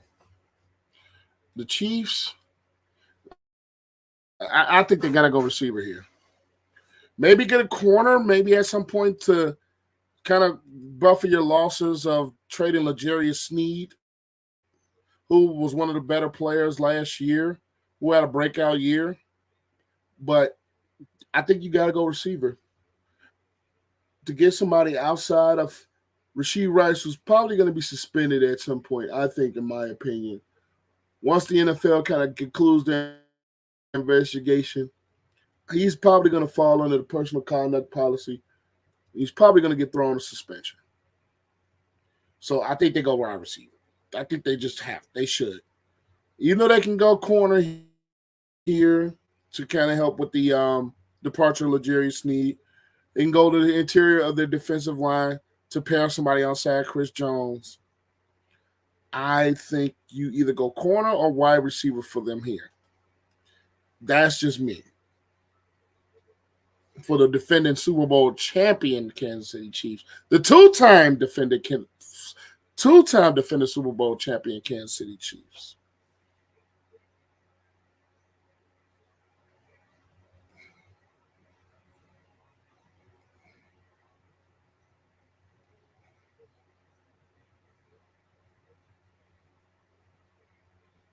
So Caleb Williams is wearing number 18.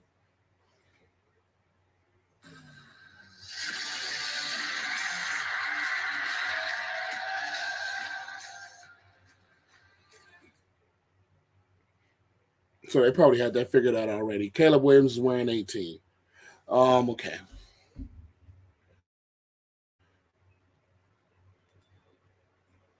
Would they come on with this damn pick? So at the 28, we got 3 more picks. 4 more picks. 29, 32. After this pick was 4 more picks. Their next pick is the 32nd overall pick. So they can get 2 impact players back to back, even though we know round 2 is tomorrow. And let's see. The Kansas City Chiefs. One of my streams has just went dead, so I'm using the secondary one, so it might be a little bit behind. Watch them take Xavier Worthy. I can see that. I can see that happening.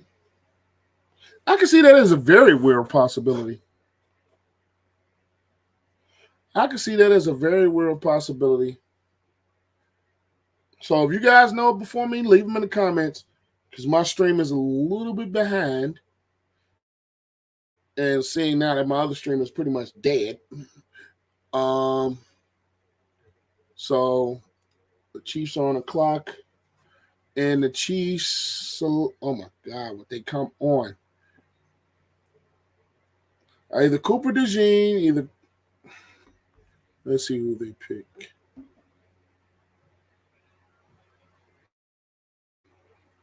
Uh-oh. I just got this news. We just got this news. Kirk Cousins camp frustrated and confused by Falcons selection of quarterback Michael Penix Jr. His agent tells Pete, So, Corey was right. Xavier Worthy is the pick. You are right. Xavier Worthy is the pick. So they get some speed. Who has that 4.21 speed? And he's speed guy out of Texas, which I figured they needed to go wide receiver at some point, because at the end of the day, they really needed a wide receiver in the worst way. I think especially with the suspension with looming that Rashee Rice is coming. His suspension it's looming. It's absolutely looming that it's going to happen. Marquise Brown, like I've said earlier in the stream, he is not a number one wide receiver. I don't even think Xavier Worthy is a number one wide receiver, to be honest. He just has that breakaway speed. He could be a good, I think, as a unit with wide receivers, cool. But I don't see Xavier Worthy as that highly number one wide receiver. I could be wrong. And I don't want to be negative about players, but even though, I think he's more of a complimentary wide receiver sitting at 5'11", 165. It's not an, but we also said that about Tyreek Hill and the speed, and look where he's at.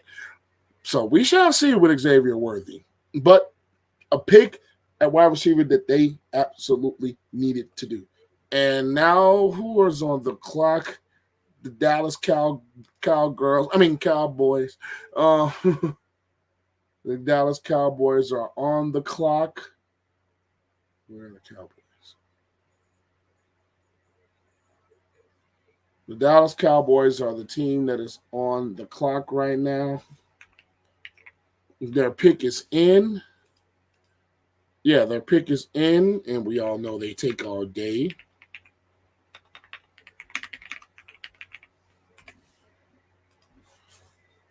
And the Cowboys are a team that can use some more depth, I think, at wide receiver position, which Adonai Mitchell could be a good pick here for them to add to some depth to their wide receiving core. And they could also probably shore up maybe some things on that offensive line. Defensive line as well. Jaylon Newton wouldn't be a bad pick here. So I think they could go one of those three routes. I think if they do need to, I still think personally they may need to address running back, maybe, but that will be something later on in the draft that they address. So I think they go one of those routes. Either running back or they maybe corner, but Deron Bland and Trayvon Diggs looks like, and Jordan Lewis looks like a sure thing. So I don't think they go there. So yeah, I think one of those positions that they go, probably wide receiver with Adonai Mitchell still on the board, Xavier Leggett still on the board. They can get a tackle. Jaylon Guyton from Oklahoma is still on the board as a tackle, or they can go Jaylon Newton, defensive tackle, and they go Tyler Guyton from Oklahoma to help with that offensive line, which is, I think, a very solid pick for them. And with the departure of Tyron Smith, with the offensive line not really being healthy for the most part, you still have Tyler Smith, who also has some injury things with his own career. Terrence Steele's been solid. Zach Martin's one of the best guards in football. So to get that offensive line help is something that the Cowboys needed to do. And I like that they got him with Guyton. So at the end of the day, they got a good football player in Tyler Guyton from Oklahoma. And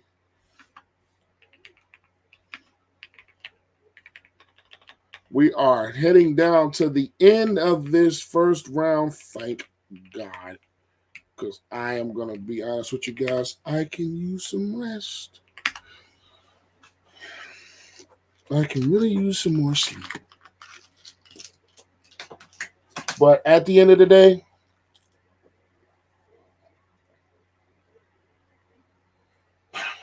I think this is a very good pick for the Cowboys. And now, who's on the clock? The Baltimore Ravens.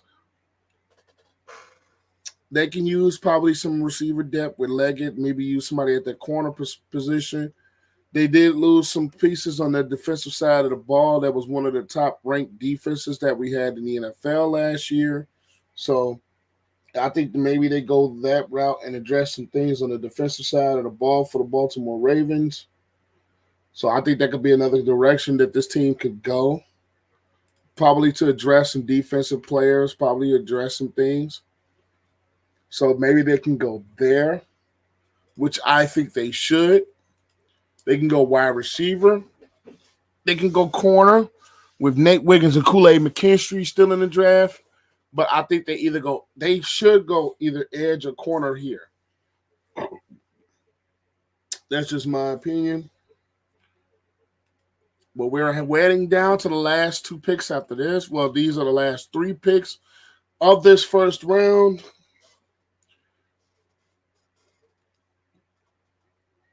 And we have the Ravens on the Baltimore Ravens. One thing I will say about the Baltimore Ravens and Lamar Jackson, I really thought they were going to go to the Super Bowl this year. The way they dominated some of the better teams in the NFL in the regular season, I thought this was be the team that went to the Super Bowl and represented the AFC.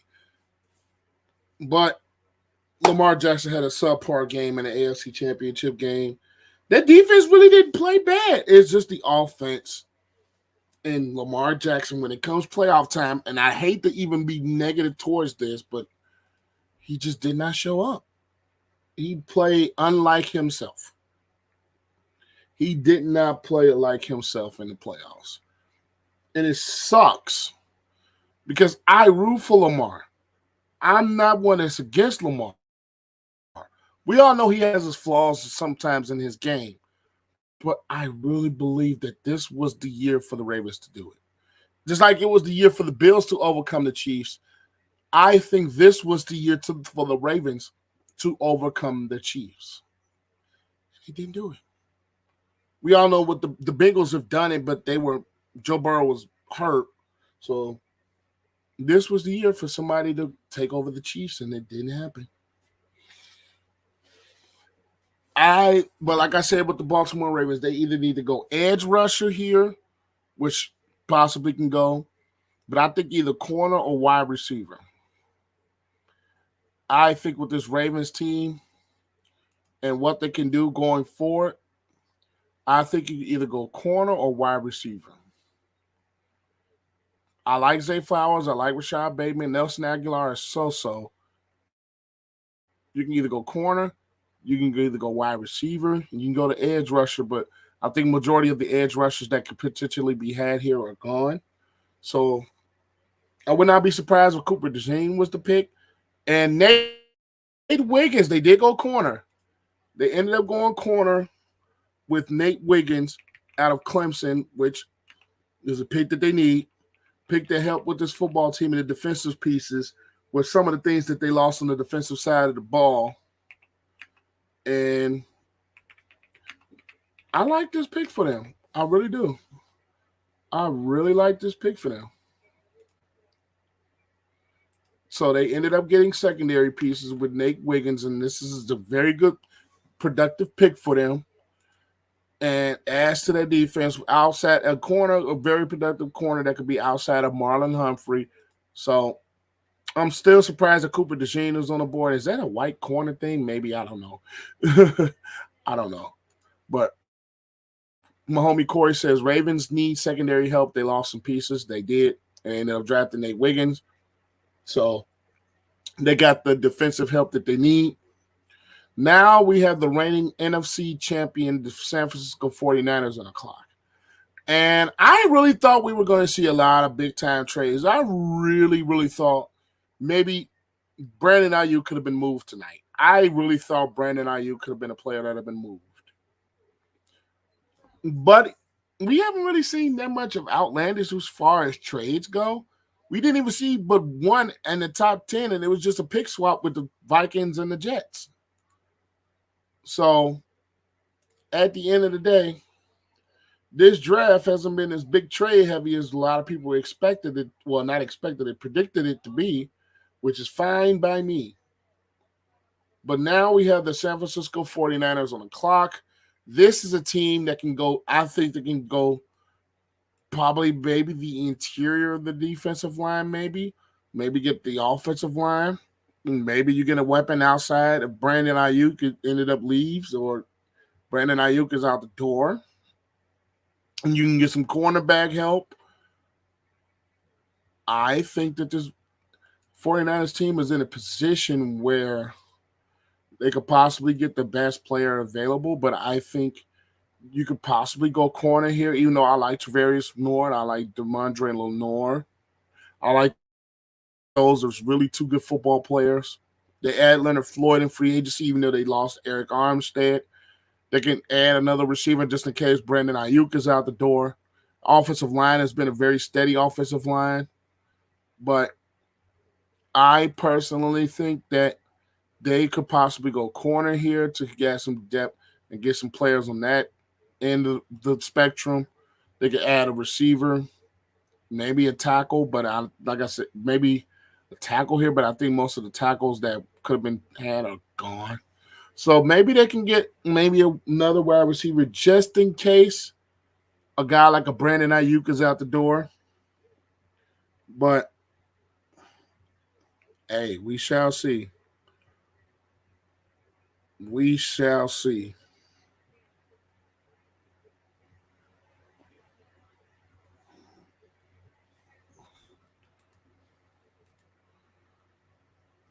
Let's see what the 49ers on the clock.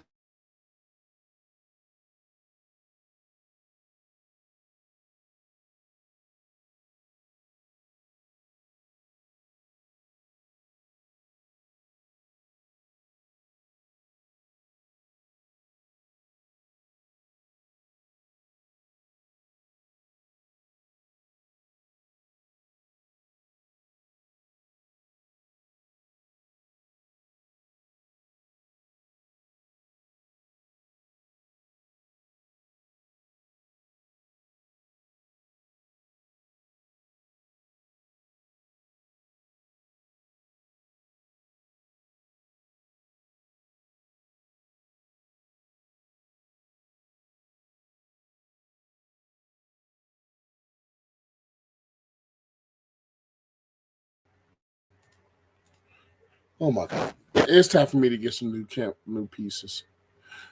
But let me see if the mic is still working right. Yes, it is. It's still working, but 49ers pick is in. It's probably going to be I don't know. It could be Cooper DeJean from Iowa or it could be Dejon Newton. I think it was to be two big spots for them.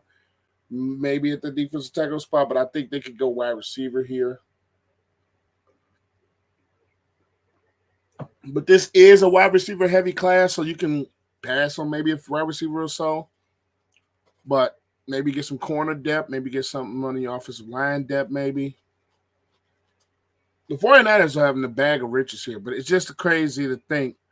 I thought Brandon Ayuk was going to get moved tonight. I'm not going to lie. We got 3 trades like we thought we would. Yeah, I thought it was going to be one inside the top 5, but neither team was willing to move off. I thought 5 would have been a position where a team could trade because I think the top 4 picks were pretty much gimmies with the quarterbacks and then Marvin Harrison Jr. Vikings traded twice, KC traded, and Dallas traded back, so 5 in total.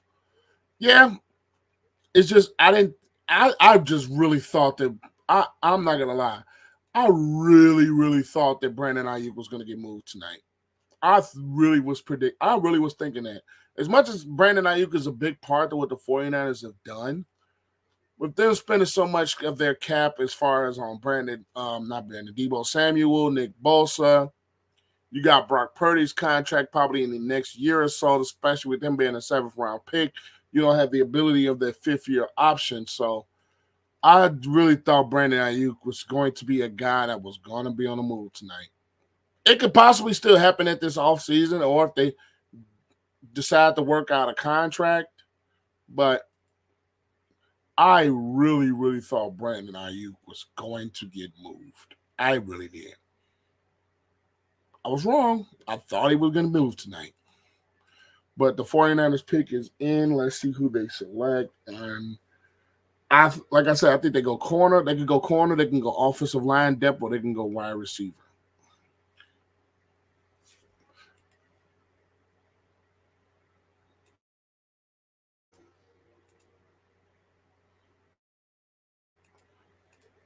Oh, all right. Is it back?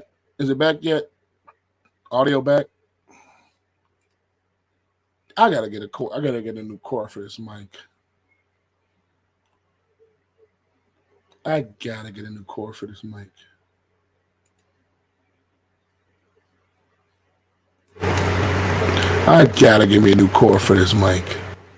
This now tonight is the proof that I really need to upgrade my software. I mean, not my software. I really need to upgrade my tech. Just let me know if the audio still is it back.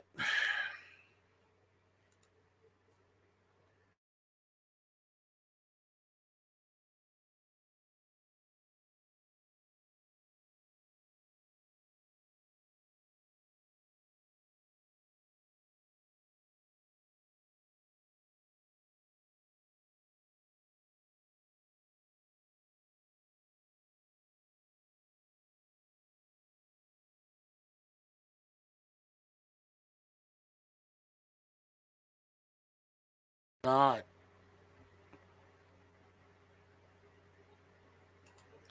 The Carolina Panthers just got number one. The Carolina Panthers just traded into the first round. So what are the Bills doing? What are the Bills doing?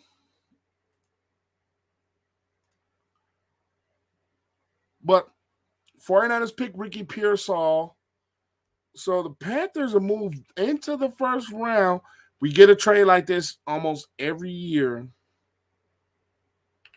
The Panthers didn't have a first round pick because thankfully they first round pick belonged to us. So now the 49ers the Panthers, are on the clock.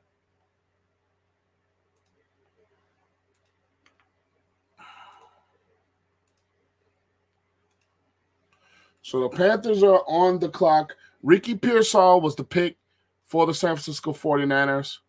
And I'm not going to lie, I'm not surprised the wide receiver was picked there. Ricky Pearsall being the pick is a little bit surprising. Donnie Mitchell was a name that was spoken of in a lot of terms. But the Panthers, they're picking receiver. They are picking receiver to get somebody around Bryce Young. They got to pick them a receiver, even though they did trade for Deontay Johnson from the Steelers. Adam Thielen is getting older. Jonathan Mingo, they got to get receiver. I think they got to get a receiver here. This roster still is in a – they did add some pieces on defense with Jordan Fuller, Jadeveon Clowney. They did trade Brian Burns, which I'm not going to be that surprised of. They have J.C. Horn, but I think they have to get more weaponry around a guy like Bryce Young. They have to. And it's surprisingly I just don't know what the Bills are doing. The Buffalo Bills are losers. I'm sorry, the Buffalo Bills are if they don't I don't know what the Bills are doing.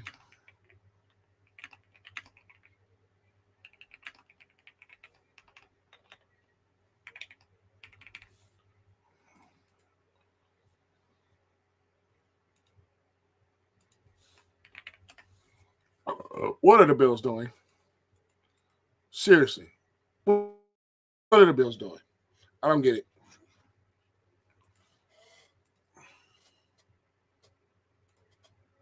Are you doing a stream for at least round 2? No.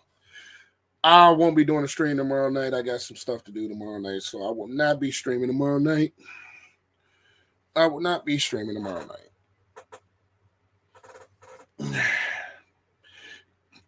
At least for round 2, I could, but no. I will probably just watch and sit back and watch round 2. Because after a certain point, I just get kind of burnt out with it. I don't know how people stream for at least more than 2 hours. I just couldn't do it. And this is the only time I actually stream more for an hour when I do stream is the draft. So at the end of the day, I won't be doing another round 2 stream. I do have some more videos in my catalog that I will be dropping sporadically, shorts and or long videos. So be on the tune for that. I do get, like I said, I got some shorts. I do have Bears episode weekly. We will be either out Sunday or Monday.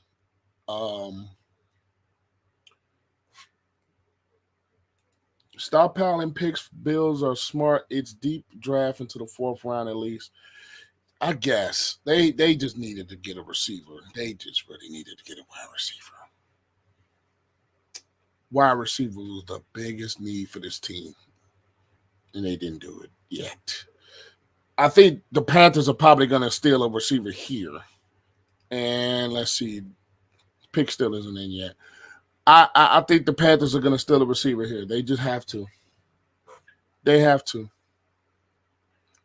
This Panthers team absolutely has to. And they did. Xavier Leggett was the wide receiver pick for here. Xavier Leggett is the last pick of the first round of this year's NFL. First round of the draft. And before I give my closing thoughts on this draft, let me get this on this board. So the Panthers picked Xavier Leggett to close out round 1. So I could take this down. Take that down as well. So my closing thoughts. Obviously, the biggest surprise of this draft is Michael Penix Jr. The absolute biggest surprise of this draft is Michael Penix Jr. going to the Atlanta Falcons. I think that is the most head-scratching pick in this draft, point blank, period. Why in the blue hell would the Atlanta Falcons move themselves to select Michael Penix Jr.? Could they be playing this thing kind of like the Packers did with Jordan Love? We know Kirk Cousins is kind of on the back half of his career at this point. That's not a secret. He's kind of on the back half of his career at this point. And you also have a team with the Falcons. They could use an edge rusher in Dallas Turner at that point. Maybe another wide receiver at that point. Odunze was still on the board at that point. You possibly maybe get yourselves some offensive line help, maybe anything but picking Michael Penix Jr. That is the most surprising thing and the most head-scratching thing of this 2024 NFL draft of the first round. Picking Michael Penix Jr. When you just signed Kirk Cousins to basically a bag, a big bag, I don't understand that for the life of me. And then you add Rondell Moore to help with that wide receiving core. And you go and you pick a quarterback. You add Rondell Moore. You add Darnell Mooney. You add Ray McLeod as a wide receiver. You got a very solid offensive line with 2 bookend tackles. You have a defense that needs help. And you go pick a quarterback? I probably might do my own thoughts on that one. That's just wild. I might just clip that video, the part of me reacting to it. You got the Vikings selecting J.J. McCarthy. I thought that was going to be the thing from the get-go. I actually predicted that could be in my mock draft, that they select him. But you select Rome. Then I will get into my Bears reactions and my draft class reaction video. I'll probably make some clips in here starting tomorrow. But I am beat. I am signing out right now because I am exhausted. I'm not going to lie. I need to go lay down. I need to get me some rest. But this has been fun. It was a good draft. Much love, bro. Much love. Appreciate you 100%. My brother from another mother. Much love, Corey. But I am signing out. It's 10:56 Central Time. Brother got to wake up at 5 o'clock in the morning. I will see you guys soon. I got some more content dropping tomorrow.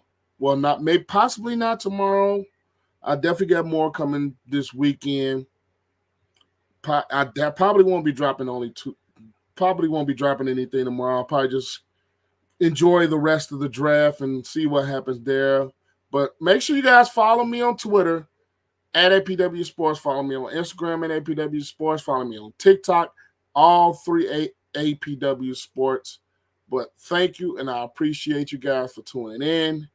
And I will be signing out at this very moment. Peace.